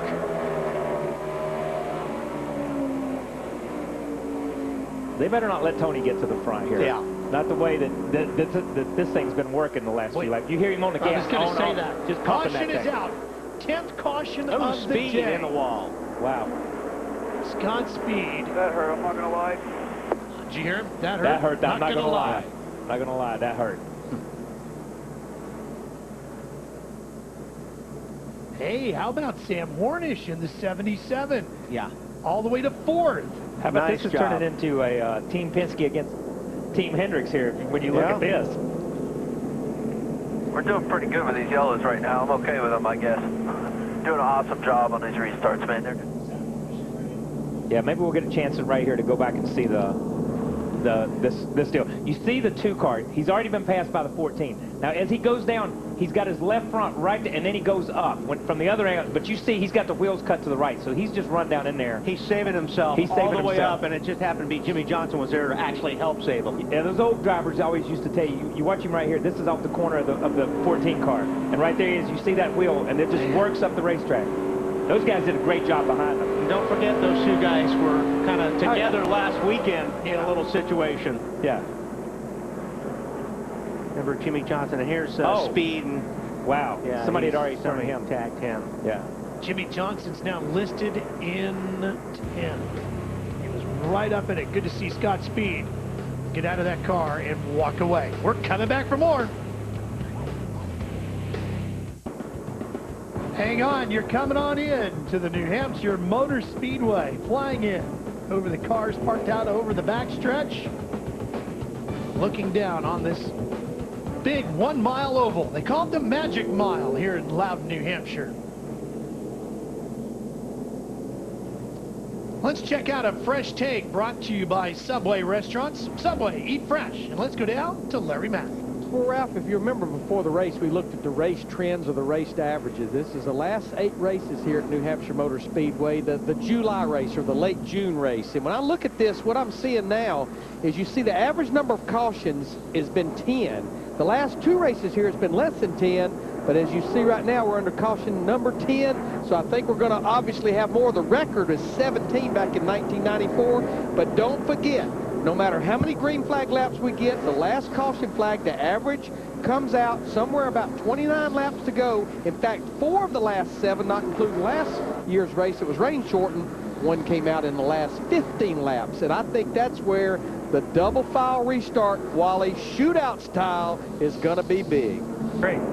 You got to like it from a fan's perspective. You've got to like it. We've just had it since Pocono, just in the TNT races. So we've only seen it, but we've seen it on a variety of different racetracks, and I've enjoyed it everywhere we've gone. I hope the fans have too. Hey, listen, even if we didn't, he's sitting in 6th, but it'd still be double file right now. He'd just have a bunch of lap cars underneath him. And just biding his time, so there wouldn't really be racing at this point in time. Wow. Jeff gets another good start. I think Jeff's got a 5-speed today. I don't know. I mean, he has beat everybody that's come up against him. He beat Jimmy. He's beat the 2-car. He beat the 14 off the line. Now the 14 drives back up under him, just like the 2-car, just like Kurt Busch has all afternoon. Now, but he still beats him on the restart. Yeah, and this is where he's going to get him. The 14 has just been rolling in the corner so strong today. Did the slide job just like he did earlier. Crossover.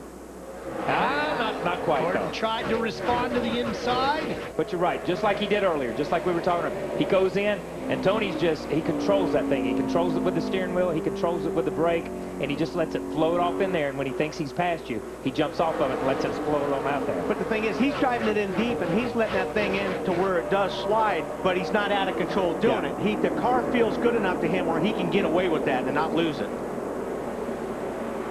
And again, we got to give credit to Darian Grubb and that crew.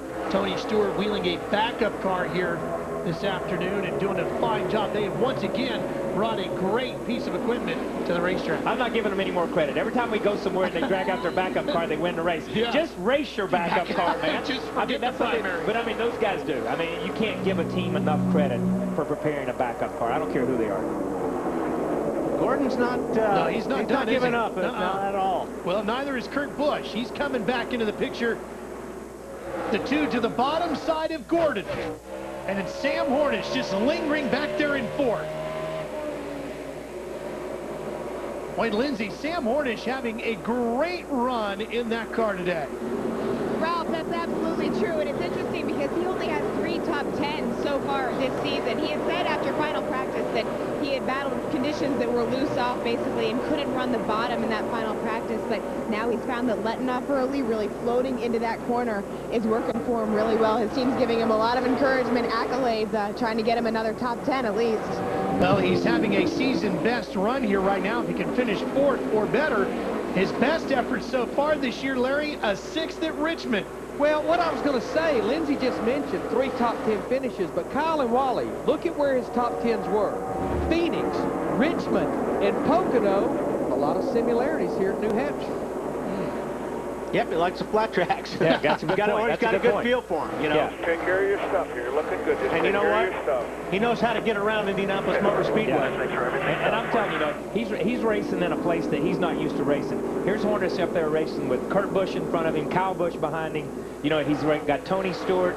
He's got Jeff Gordon. Those guys. He's in the rare end of the field right now. He's not used to this, and he's doing a great job. And we always talk about it. I take that back. Sorry, Darren. I take that. He's not used to doing it on this side. Right. He's used to doing it in RL and racing against the best there are Yeah. in that series. He's just not used to doing it here. But he find out, we always talk about, when you're up there racing with these guys, although it's difficult to pass them, how much easier it is to race. Yeah. Because these guys are they're so clean, they don't make mistakes, and you know, everybody just every single lap, it's just consistent.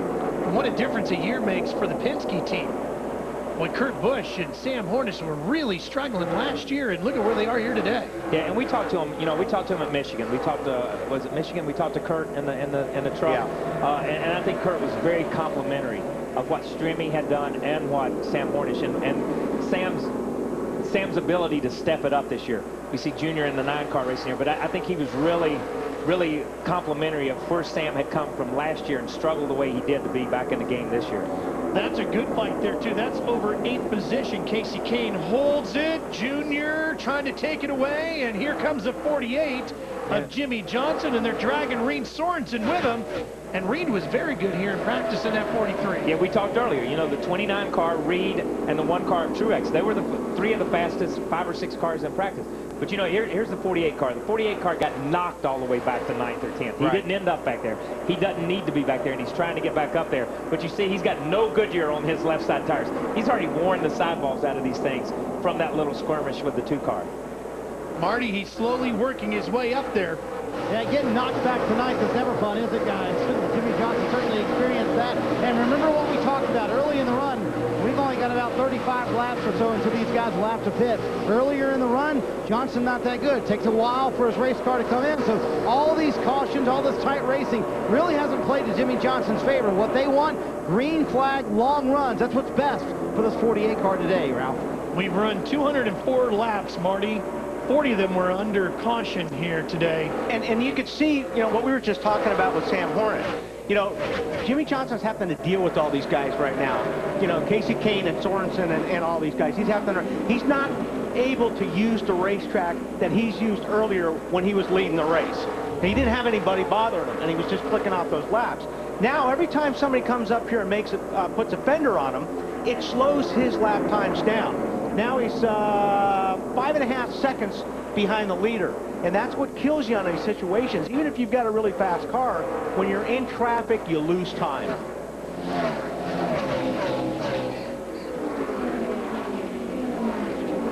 Casey Kane actually, you know, he's sitting right there in 10th spot. I know earlier, a pit stop or 2 ago, he was struggling.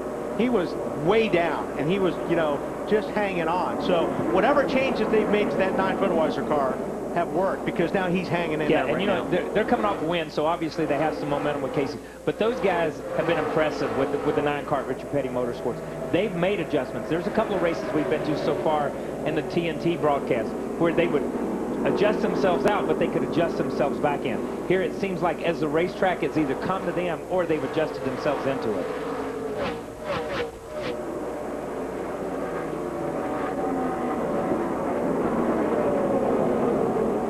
Well, Larry, I know you were already working the calculator and starting to think ahead about pit stops.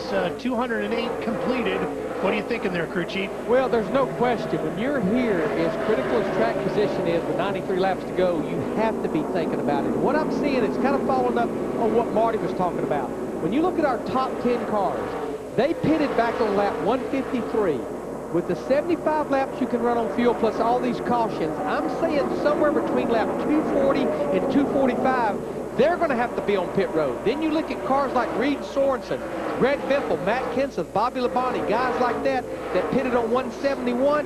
If you add the fuel window plus the cautions to their laps, somewhere around lap 255 to 260, they'll have to be on pit road. Bottom line, if we stay green, it's a one-stop race for everybody. All right, well, Larry, as you take a look at the sky, as most crew chiefs are doing right now, too, how is that coming into your thought process here? Are we going to stay dry, you think? Well, you know, I've been thinking it's going to rain all day long, and it hadn't rained hardly a single drop yet other than some sprinkles. But I like being one of the guys that doesn't have to come till later on. But remember, when you stay out, just like we saw Montoya do earlier, you're going to give up a lot of time to the fresh tires once these guys start hitting pit road in about 30 laps.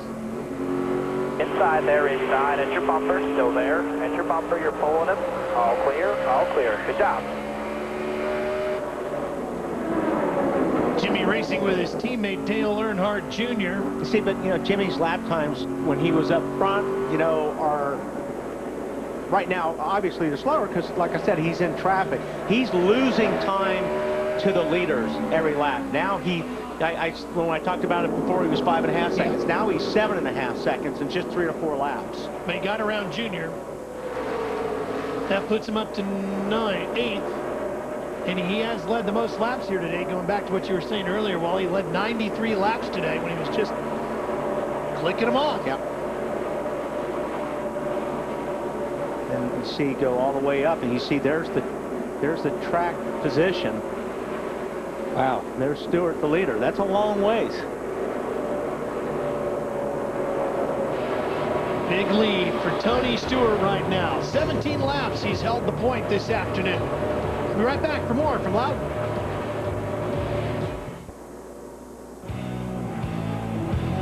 Here in New Hampshire, as Tony Stewart continues to work his way around the magic mile.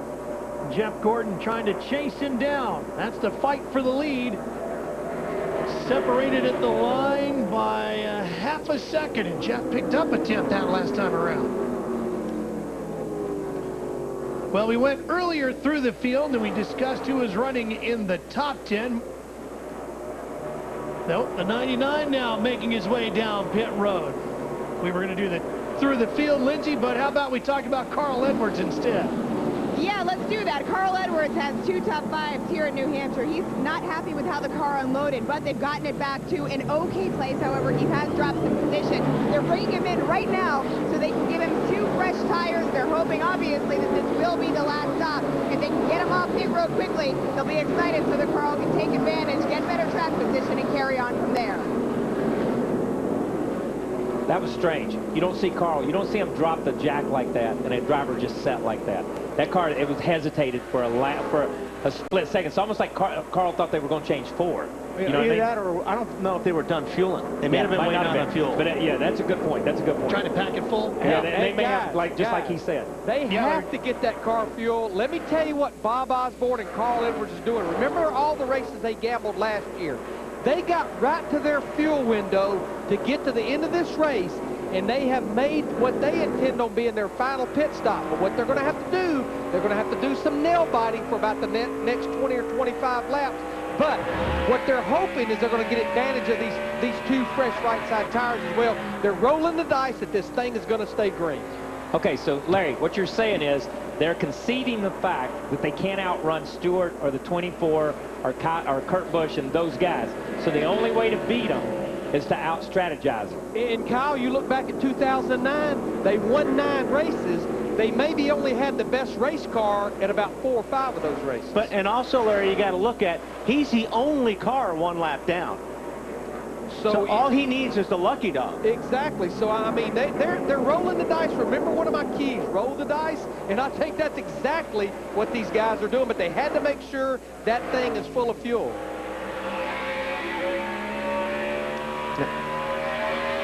It's going to be interesting to see how this plays out. I mean, and so many times as we run these races and you see guys win on fuel mileage or you see guys win for this, you know, it's always a criticism. Well, I want to see racing. I don't want to see these guys. Is that Carl talking? It'll be a while. Who's the next one, Bob? All right, Lindsay, you got more for us on the story developing with Carl. Well, you guys are exactly right talking about that strategy, but also they've had chatter over the radio. The problem that Carl was feeling was the right rear was bothering him, so that's why part of the reason that they brought him in there to take advantage and get him those 2 tires, but also make him more comfortable. Right now, he was running 15th right before the pit stop. Let's hear what he was saying just before he came down pit road.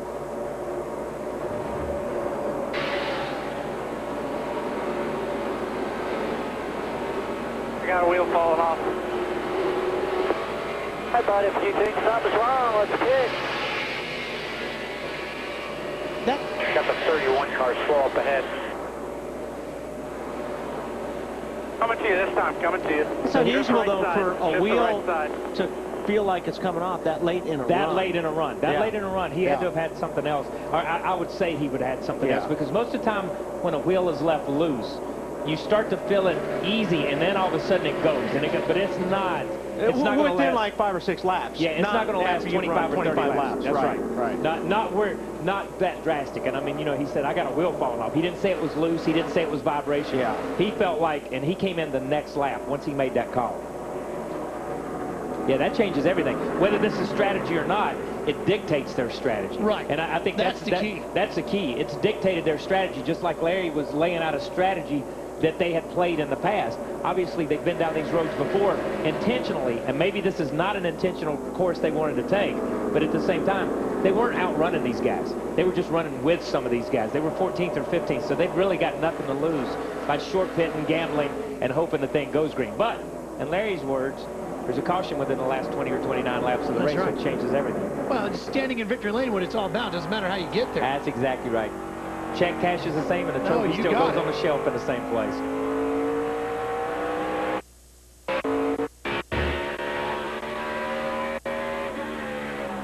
Riding with Carl Edwards.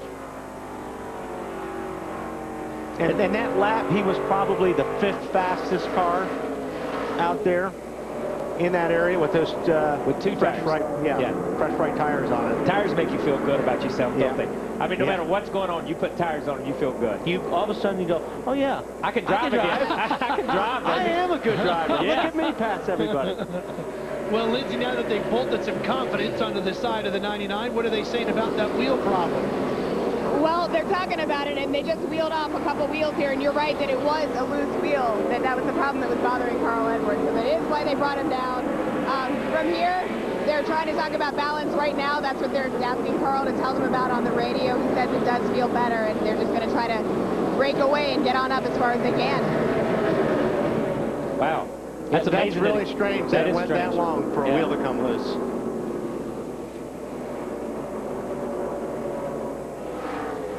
There could be other issues. Yeah. That we don't know about, but we talk about no matter what. Yeah, right. Exactly. Because, I mean, that is... It could be something else that's making the wheel loose. That's making the wheel loose. Something that's rubbing, something... And he could have gotten hit. Something could have happened back there. Jimmy Johnson getting inside of Mark Martin. And that'll move him up a spot. Well, he's coming towards the front, Larry. It's taken him a while to get there, but he keeps inching his way closer to the front of the field. Well, it's been interesting watching this 48 car this week. Normally on Friday, Chad Knaus and Jimmy Johnson, they only make 3 or 4 short runs, strictly working on qualifying. but I have watched this car in 3 practices, just a little over 3 hours of practice in these 2 days. That car ran over 160 laps of practice.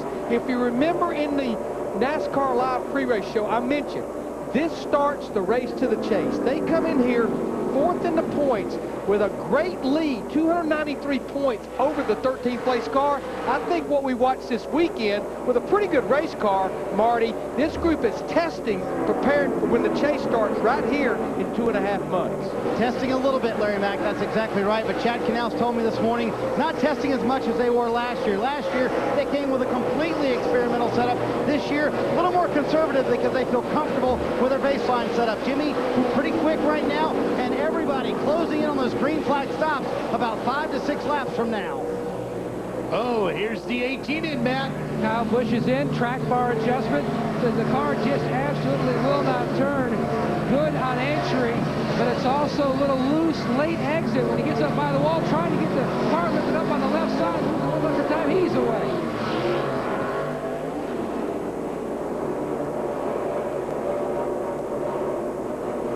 All right, so it looks like the door is wide open now, right? For what? Pit stops start coming in. Yeah, no, this is where Kyle and I get real confused. Yeah, this is because these guys right now. there, and we'll watch this. We'll watch it. I mean, you know, as you look at the leaders. Here's Tony. Yeah, Tony Tony's making got his to way come to pit in. road. When somebody else behind you comes in, it almost forces your hand. You got to come in and get tires on too, because you've got to run those same lap times, because he's going to catch you in 2 or 3 laps if he's running a second faster. Marty with the 48. Yep, Jimmy Johnson, and that, you're exactly right, Kyle. That strategy was forced because Chad Canals just told Jimmy 6 to 8 laps on the radio, down 1 half round on the track bar, a little too loose at the beginning of the run, Matt. Yeah, at their window, the 2 of Busch. This is the car is tight, but then it gets snappy loose. Air pressure change. The 24 Gordon service already complete. He says the car was still loose on entry, just would not cut across the center of the corner. Lindsay. Matt, Tony Stewart also battling conditions loose on entry. They brought him in, gave him 4 tires and fuel, sent him down and away. And this is where you got to be careful not speeding, because you're trying to make up every little bit, and this is where a lot of guys get nailed on speeding in pit road. Casey Kane. All right, Marty, what are they saying to the 9? That's a big adjustment for the 9, Wally. 2 rounds down on the track bar, extremely loose at the beginning of the run. Also, Casey having trouble on restarts, so he has to restart in 3rd gear, believe it or not. Mark Martin also coming down pit road, hitting pit road right now. His car too loose at the start of the run. Alan Gustafson makes an air pressure adjustment, trying to get it a little bit better. But again, Mark keeps talking about that track position too far behind the leaders. 4 tires and that very small air pressure adjustment to make it a little tighter at the beginning of a run.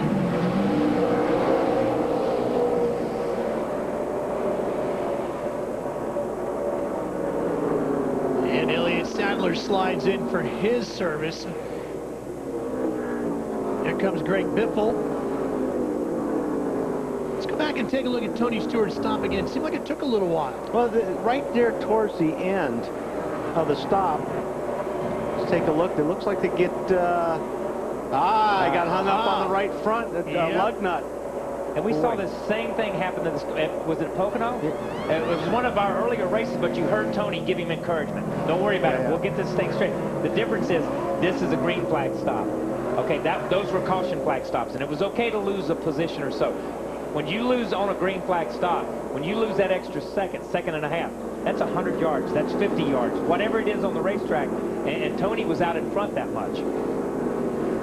So Bobby Labonte in the number 96, shown as the leader. In front of Matt Kenseth, Ryan Newman, Michael Waltrip, and Joey Logano right now. All listed as the top 5.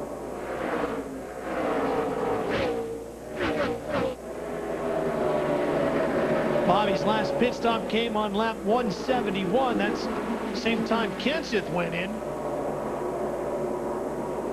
And the guys that have stopped for tires are running almost 128 miles per hour lap times. And Bobby Labonte is about 4 miles per hour a lap slower. So that's the big difference that you see right there on tires. Classic example, like Kyle said, once you put tires on, man, it is a rocket. And you can lose a lot of time by staying out there on those tires, Marty. Yeah, you can lose time, but let's give some credit to Bobby Labonte and this team. They've done a very good job. This is what Larry Mack was talking about, hoping it stays green right here, but they are losing time. As you mentioned, you see Mark Martin having gone around, so Bobby's got to pit a little bit earlier than they had planned. They would like to have stayed out about another 10 to 15 laps, but I think their hand is going to be forced here in the next 4 or 5 laps. Yeah, I think they're going to lose way too much track position by trying to stay out there on those tires, because you can see how much faster these guys are that have just come off a pit road.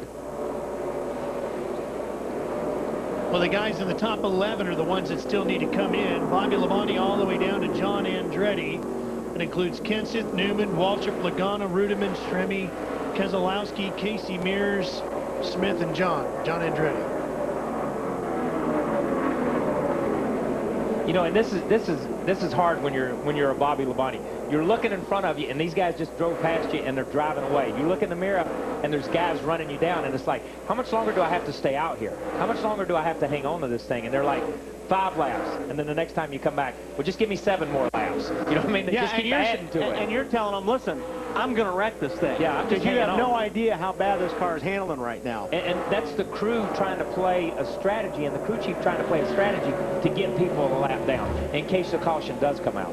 Yeah, this is where you really ask a lot from a driver when you put somebody like that in that situation, like Bobby and these guys are staying out there. They are skating all over the racetrack right now. Once all those top 11 complete their pit stops, this man, Jeff Gordon, will be back in the front. He's led 65 laps already today. He's currently sitting in 11th now. Remember, the rest of the cars in front of him all still need to pit. And like Kyle said, you know, on that, when you're under green and you have that problem in the pits, that costs, I think, what, 2 spots? At least two spots to Tony spots. Stewart, right? Just that one little thing on pit lane. That's hard to believe that it's that close. You come down pit road, you drop a lug nut, you go from leading to running 4th or 5th after the pit crew cycle, and that's amazing. Marty McKenzie in. Yep, back in, and all that brake dust flies off the right front again. They took some tape off the brake duct earlier because the brakes were so hot for Matt. Too loose at the start of the run. The theme of a lot of these drivers down 1 round on the track bar trying to get it tightened up just a little bit. Tony Stewart and Kyle Busch fighting over the 11th position. It wasn't much of a fight there. Stewart's car just seems to be so good getting down into the corner and through the center. You know, I think these guys are giving Tony a lot of room. So you can't fight that. Is that Tony? He must have got into him. Yeah, must have got into him a little bit because he said, tell him I'm sorry. Tell him I'm sorry, but I need to go now. I don't have time to wait. Wow. He's not accepting that apology. No, he didn't. I'm sorry I'm passing you back. Maybe that's what Kyle's saying. But, I mean, he gave it a look. Bobby Labonte hits pit lane. And this will be interesting to see. Now, he led while all those guys were running. It'll be interesting to see where he comes out in the cycle. Bobby had led 9 laps here today. That's more laps than he has led all season long. And it's okay to lead, but you want the ones to lead to count. You know what I mean? And I'm not sure those laps counted right there for him to do anything. He was just trying to get it counted as far as strategy. And I don't mean they didn't count. Don't get me wrong. You understand what I'm saying. They counted as far as strategy because if they could have caught a caution, they would have had over half the field down a lap. And that's what those guys were counting for. At the same time, as Bobby goes back out, if he ends up a lap down, then that lead and staying out it didn't count for anything. So Ryan Newman goes to the front of the field. You know, we were talking about Tony Stewart apologizing to Kyle Busch. Let's see that. Well, you remember we were talking about that slide job 2 or 3 times. That time it didn't work. Yeah. I mean, you know, he got into the car instead of clearing the car or, you know, staying off the car. Obviously, Kyle Busch is going to get back into him just to let him know that he didn't appreciate being slid into the door.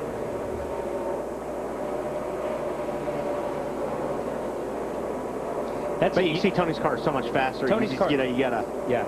Tony's car is so much faster right there, right in the middle of the corner. I mean, he just wears them out right now. And everybody talks about it. You talk about it in pre-race. Everybody talks about it all week. I need to rotate. I need to roll better. I need to make some time here. And Tony and those guys have got their car, that's where they're making time. That's where he made time on the 24. That's where he's made time after restarts. And it's a foot. Then it's 4 feet. And it adds up, and the next thing you know, you're half straight away ahead. He just had a bad pit stop, and now he's playing catch-up. 50 left to go here today in Loudon, New Hampshire. TNT's Summer Series continues.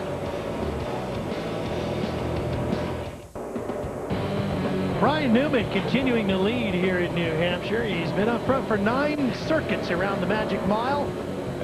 46 laps left to go here, but of course, Newman still needs to pit. You know, these guys are absolutely stretching it right here because these other guys are running 4 and 5 miles an hour. This is a Hail Mary right here. This is a Hail Mary. This, but we raining here real soon. There's your Hail Mary right there. See it over there off of 3. Great call there, Wally, because that is a Hail Mary right there. Anytime, can put a radar. And they got their fuel. They're just getting killed on tires right now. You know, and they're just getting outrun. I mean, 3 or 4 miles an hour on tires, lap after lap. He's got 10 seconds. The guy he's got to worry about is Jeff Gordon, who's sitting in 6th. Newman's got 10 seconds on Gordon right now. So, you know, depending on the traffic and everything that Gordon's in, he could probably hang in there for another 10 laps, 15 laps. Matt, you got more for us on Newman's car? Trying to race against the rain. You look at the day that they've had. They've been near the front, then they faded to the back.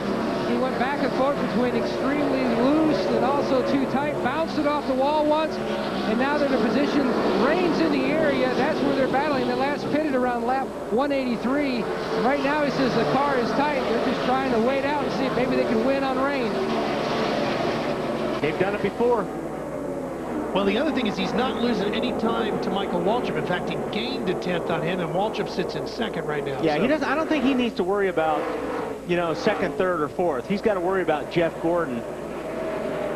And Gordon's been a little bit in traffic, so Jeff hasn't been making up a ton of time on Newman. I mean, with that last lap, Newman was a 124-mile-per-hour lap, and Jeff Gordon was a 125-mile-per-hour lap. That's not a lot. That's not a ton, no. Get up to the minute pit stats, time behind leader, speed, standings, and live in-car audio. Try it free at NASCAR.com/raceview now. Should take a look at Jeff Gordon's stats there. Of course, don't forget, a driver with the number 39 has never won a NASCAR Cup race. Could today be the day?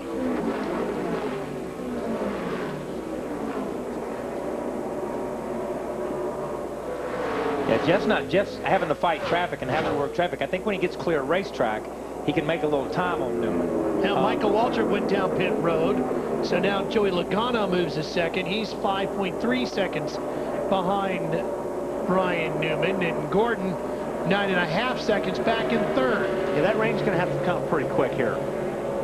And come hard when it comes. Yeah, for Newman. For Newman, I mean, because it's going to have to pop up over turn 3 here and wet down everything for it to really work out. Because Michael and Bobby Labonte and those guys, as they've stayed out longer and pitted, they're a lap down now. Because running that slow on the racetrack, just as Larry talked and just as we talked up here, you sacrifice that lap trying to get somebody else to lap down. But you know the whole time that's happening that it can be turned on you. 9th place battle between Sam Hornish Jr., who holds the spot just in front of Jimmy Johnson. Boy, and Johnson just has not been able to get out of that area right there since he's been put back there. You know, these cars, they can. Jimmy's car ran best when he got in his rhythm and he got out front and he did his stuff. He's still fast. Don't get me wrong. He is still fast. But when you have to come and you have to race somebody like Hornish, and you've got that car in front of you, just that little bit of aero, just that little bit of old tires, just that little bit of everything adds up. You don't just run up to them and pass them and drive around them like you do on some of these restarts. This is tough racing right here. You can't use your line. Matt, what's going on 39? Are they looking to pit pretty quick? Wally, they're saying there's rain in 3, but Ryan Newman just said, I'm coming, I am out of fuel. It has run out of fuel. He's working his way down pit road now. Be interested to see if he's got enough to keep the car running so he's got accurate pit road speed into his box now. They were looking to go to about lap 267, so that's 3 laps short of what they were anticipating their visit on pit road. Yeah. See the guy run out on pit road right here in the cow. See, that's fuel. He's squirting fuel down in a little tube that they have right next to the cow, and it squirts it straight into the carburetor. That's incredible. That was a great shot right there from the camera guys, but the thing didn't fire. It fires and then it cuts off. And that's the thing. When you run these things out of fuel, you're done. They're out of fuel. This is not the way it used to be. Matt, what are they saying? And they can only push the car about 3 pit stalls before they've got to return it back. Basically, it started to mist, and the mist is picking up. When he said, I'm going to have to hit pit road, his father, Greg Newman, his father said, but it's starting to rain. He says, but I had to come. I'm totally out of fuel. It's stalled again. It just kills you. When you run these cars out of fuel, you all of a sudden take yourself out of the race completely because you lose 3 or 4 laps trying to get it started. Yeah, and there's no fuel in the tank. There's no fuel in the carburetor. There's no fuel in the line. These guys have it down to a science. We've seen that with Tony Stewart, and with these guys winning races on fuel mileage, they get every drop out of it. All right, so the number 39 isn't going to win a race today, but look at this battle here between the 24 and the 2. Caution's out. And Joey Logano has the lead as the caution comes out. Okay, now We're good for about 3 to 5 laps there under green, so we go quite a few, okay? Just save fuel. Roll out, shut it off, shut all your fans off. I don't know if I'd hit pit lane until it ran dry. At this point, you can't come down the pit road. If you're sitting in the lead, you know what? You got to run it out of gas, and because you're done anyway if you come in at this point for fuel. This is where Joey Logano, having a guy like Greg Zipadelli, is going to help him. It's raining. He's talking to him. He's going to talk him through it. He's going to talk him through cutting it off, doing all this stuff. Joey's a great driver. We've talked about it. He was not in this race till this time, okay? I mean, he's already been a lap down and got his lap back. He's had some issues, but I'm going to tell you something. This is where this team is going to take this driver and put him in position to win races, and today may be the day. Well, Lindsay, he got the lucky dog during that most recent caution, and boy, have they played that card right. Yeah, their crew chief, Greg Zipadelli, just came on the radio and said, okay, everybody be ready on pit fuel just in case we sputter or anything on pit road so we can take care of him if anything happens. But I got to tell you, I mean, Joey Logano is here in front of a bunch of family and friends because obviously this is one of the tracks he considers his hometown. And if you could hear the communication, as I think you guys played before on the radio, I mean, they're just saying, save fuel, save fuel. So obviously right now, I can't imagine what he's feeling inside of that race car. The driver out of Middletown, Connecticut, racing here at what would be his home event.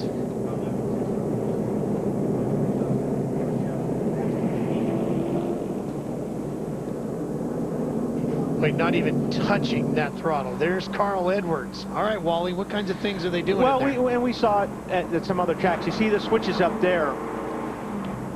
That's the kill switch. And you know, what he's saying is you got to hit that switch off, let the car coast, then put that switch back on. That's going to save you some fuel.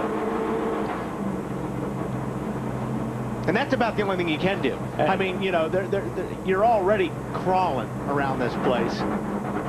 And listen to him, he's lugging it. He's not in first gear. He's in second or third gear. He's lugging it, just keeping the RPMs down. 10-4. Yeah, it's Brandon. But that's about, like I said, that's just a good shot of the driver. All he's really got to work with right there is his right foot and that kill switch.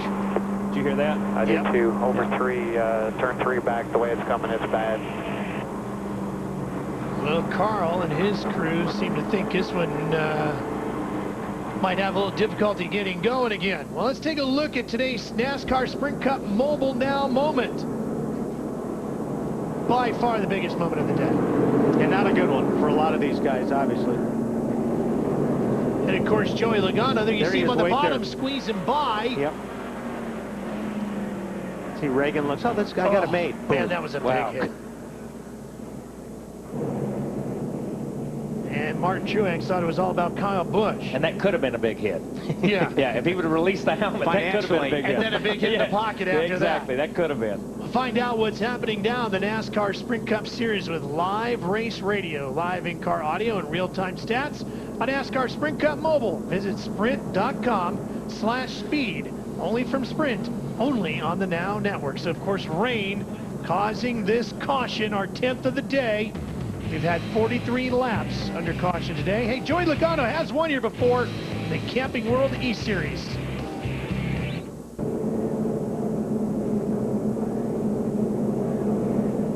And, you know, Joey Logano actually won both of those Camping World East Series races here in 2007. We can only imagine the things going through his mind right now. We were able to tap into his radio to hear some of it.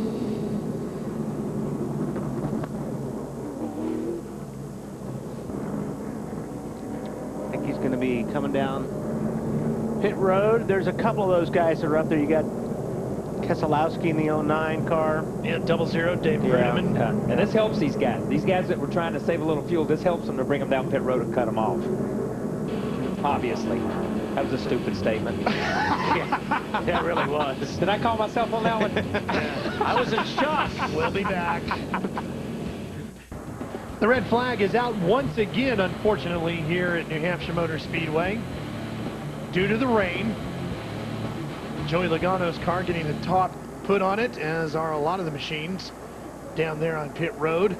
Now, if Joey can hang on and win this, he will join David Ruderman as the second driver this season to secure his first victory and to do it in a rain-shortened event. Of course, David won at Lowe's back in May, and he'd be the second to do it here at New Hampshire, joining Ryan Newman, who won in 2003.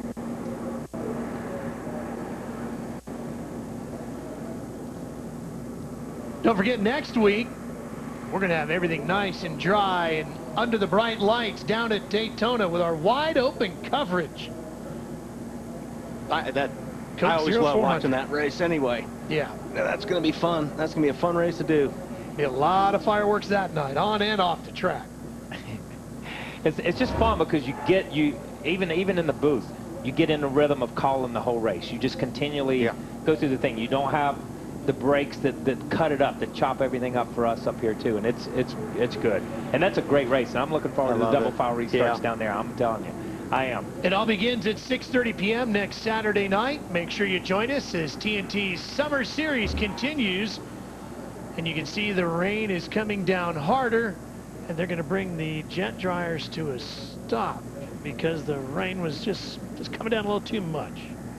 Well, hopefully you joined us throughout the day as we began our coverage today live from here at New Hampshire. If you did, you saw the story that we had for you about Greg Zipadelli and his young driver, that man there inside the shadows, Joey Logano.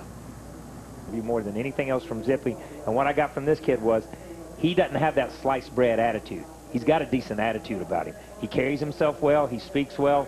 When he goes to the garage area, it's not, look at me, I'm the second coming of Jeff Gordon and Dale Jr. or Dale Sr. and Richard Petty all rolled into one person. I'm Joey Logano. I'm just here to have fun. I'm just here to drive a race car. And win, lose, or draw today. I mean, these guys made a great call and stuck it out there. Well, Lindsey Zarniak is down there. Lindsey, is his heart beating right through his driver's suit right now, do you think? Ralph, I think it is, and it's funny because David Ruderman just walked up and said, whatever you do, don't walk away from your race car. Joey got out of the car, all smiles. A lot is on the line right here, and because of a gamble to stay out, you sit in a pretty great position. Tell me about that gamble, Joey. Yeah, I guess you'd rather be lucky than good right now. Hopefully it keeps on raining. We obviously we didn't have the car to win, but we've overcame a lot today, and tires down and more issues than you can imagine. So I tell you, it'd be awesome to get your first win in your hometown. That'd be pretty neat. I know Greg Zipadelli, I heard him on the radio there saying you just need a prayer and cross your fingers pretty much. What has the communication been like with him, and what a difference does he make? Yeah, it's about all we can do. He said he's going to stay out, rain's in the area, so he started saving a little bit of fuel, and hopefully it just keeps on raining. I tell you, this would be a dream come true, that's for sure. Ralph, when he got out of his car, I mean, his smile was ear to ear, and you can hear the cheers, too, because as we said before, this is his hometown crowd. Kyle actually won his first race at Richmond, Kyle, back in 1986. Do you remember what also happened that weekend, Kyle, that's very similar to what happened to Joey Logano this weekend? Yeah, everybody wrecked. Qualifying was canceled. Oh, was it really? Yeah. I don't even remember that. I was driving for the Wood Brothers, and Dale Earnhardt Sr. and I guess Darrell got into a wreck, and the guy that was running second and third or fourth or wherever I was running at the time, the other guys in front of me got in an accident, and we ended up winning the race. And that was my first win with the Wood Brothers and my first win, period. And and I've won a rain-shortened race. I mean, that's just the way it works. I won Watkins Glen in a rain-shortened race. And the whole point is, you come to the racetrack as a team. You win as a team, you lose as a team, and the decisions you make put you in this position. You know, and look, we can talk about this until the cows come home, and I'm following Twitter here, and this is not the most popular thing happening with Rain and Joey leading the race right now, because a lot of people think that this kid's in a drive that's really over his head, just to be honest with you, and I don't mind saying it here on TV. A lot of people are thinking that. But at the same time, this kid has won in every division he's ever been in.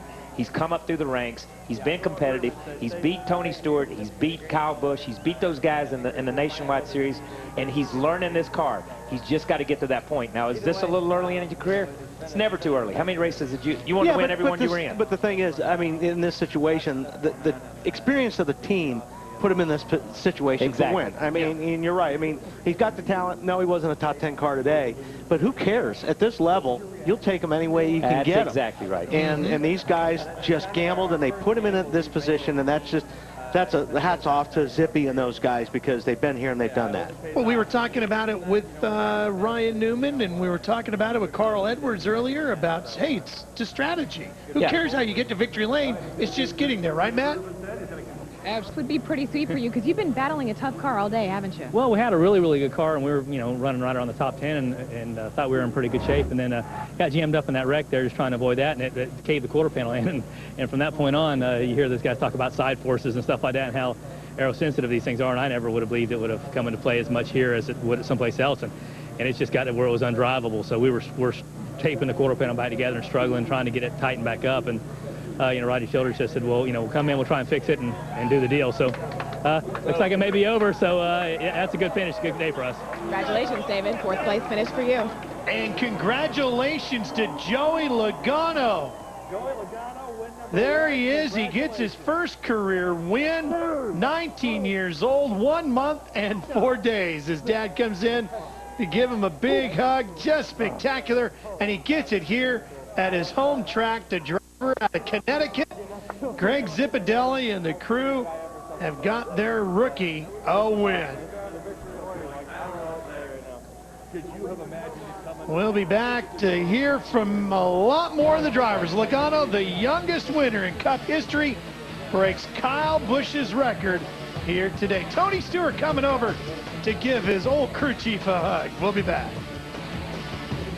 It sure did for some of those guys. It happens a lot. And I mean, you look at, Juan Pablo had another really good finish. I know those guys are, they're right now 12th in the point standings, so they're doing what they set out to do. They're doing what they need to do, but you look at Jimmy Johnson and some of those guys who ran so much better than what they finished. Dale Earnhardt Jr. ran so much better than where he's at. Mark Martin. We didn't speak a lot about Hamlin, but there's John Andretti. And Reed had one of the fastest cars here all weekend long and ends up, for whatever reason. Or let's go back up to second. I mean, this is killing Jeff Gordon. I mean, he was awfully polite on that interview, but let me tell you something. Those guys were looking at pulling this thing off today, and it's a tough way to lose one. Keselowski's third top 10 in his last 3 races, so he's really coming on pretty strong here today. These some of the guys back here got caught up in that big wreck earlier today, and another rough afternoon for the RCR guys, including Kevin Harvick back in 34th.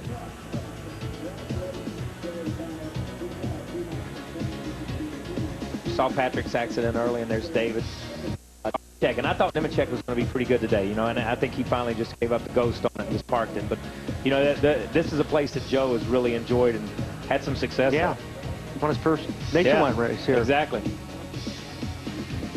Much different for Joey Logano and the Gibbs crew. It's the 72nd win for Joe Gibbs Racing. Joey's making his way over to the garage area due to the rain. They're taking him into the nationwide garages here. Here's our updated point standings. 69 now, the gap between Tony Stewart and Jeff Gordon as we get ready to head for our wide open coverage down at Daytona coming up next Saturday night. And it gets tight when you get back 6th, 7th, and 8th right there, 392 to 370, 375, 70 or 80 points. Yeah, it's also tight, 11th, 12th, 13th, and 14th in the point standing. Casey Kane is just on the outside, as is Rudiman. 1 and 12 points. So, I mean, those 4 spots right there are up for grabs for sure. And look at David Rudiman, comes out of here with a 4th place finish, and look what that does to him and the points, puts him right in the thick of this thing. The win at Charlotte 3 or 4 weeks ago, 4 or 5 weeks ago, and this 4th place finish, I mean, he falls out or he falls back a little bit, and then boom, it bumps him back up. But you know, just like David said over there, we got to find some consistency. Well, the winning car getting pushed away from the racetrack, and it's maybe going to catch up with our race winner, Lindsay. Ralph, a year ago, Joey Logano made his Cup debut here in preparation for this first full-time series in the Sprint Cup Series, and now, ironically, this is where you get your first win. Tell me how badly your heart was beating, waiting to see if this race would end this way. I never thought I'd been the one. You know, it kind of bit us in Charlotte. We had the same opportunity to do this, and you know, we didn't do it. And this was the opportunity we had. We didn't have nothing to lose, and Zippy made a great call. I got to thank the Home Depot. I got to thank Sprint. All the fans, Coca-Cola, you know, who else? We got Toyota, all those guys. You know, this is a dream come true, and to have it, I mean, it's the best racetrack we could ever had it at. We're moving out of the way to let Joey's car in, and Joey, I also want to ask you. You told me 3 days ago that this place still kind of freaked you out, but this is your hometown track. So how much more special does this make this? It makes it that much more special. Believe me, it's. You know, we struggled a little bit in practice. I felt like I was starting to figure it out. You know, their last run of the race, really, we picked up about 0.4 of a second. I was like, oh, that's now where we need to be. And, you know, luckily, we stayed enough fuel. We made a pit stop there at the end before the last green flag run, so we had a little bit more fuel than everybody else, and that's what it took. Go celebrate with your teammates. Joey Logano becomes the youngest driver to get this win, 19 years old, Ralph. Fourth win for Joe Gibbs Racing in New Hampshire, and fourth of 09. He's got to try to figure out where to go here, doesn't he? Fourth rain shortened race here in New Hampshire, third of 09. What a great win for Joey Logano. Hey, next Saturday, NASCAR on TNT heads to the birthplace of speed. Coverage begins at 6:30 p.m. Eastern with NASCAR on TNT Live. That's followed by Countdown to Green, and then the Coke Zero 400 from Daytona, powered by Coca-Cola. That's next Saturday, July 4th on TNT. Coming up next in the East on TNT, The Patriot, and in the West, it's Law & Order. Head to NASCAR.com right now for the NASCAR on TNT post-race show. Interviews. Magic Mile, the New Hampshire Motor Speedway in Loudon, New Hampshire. The 17th round of the NASCAR Sprint Cup Series.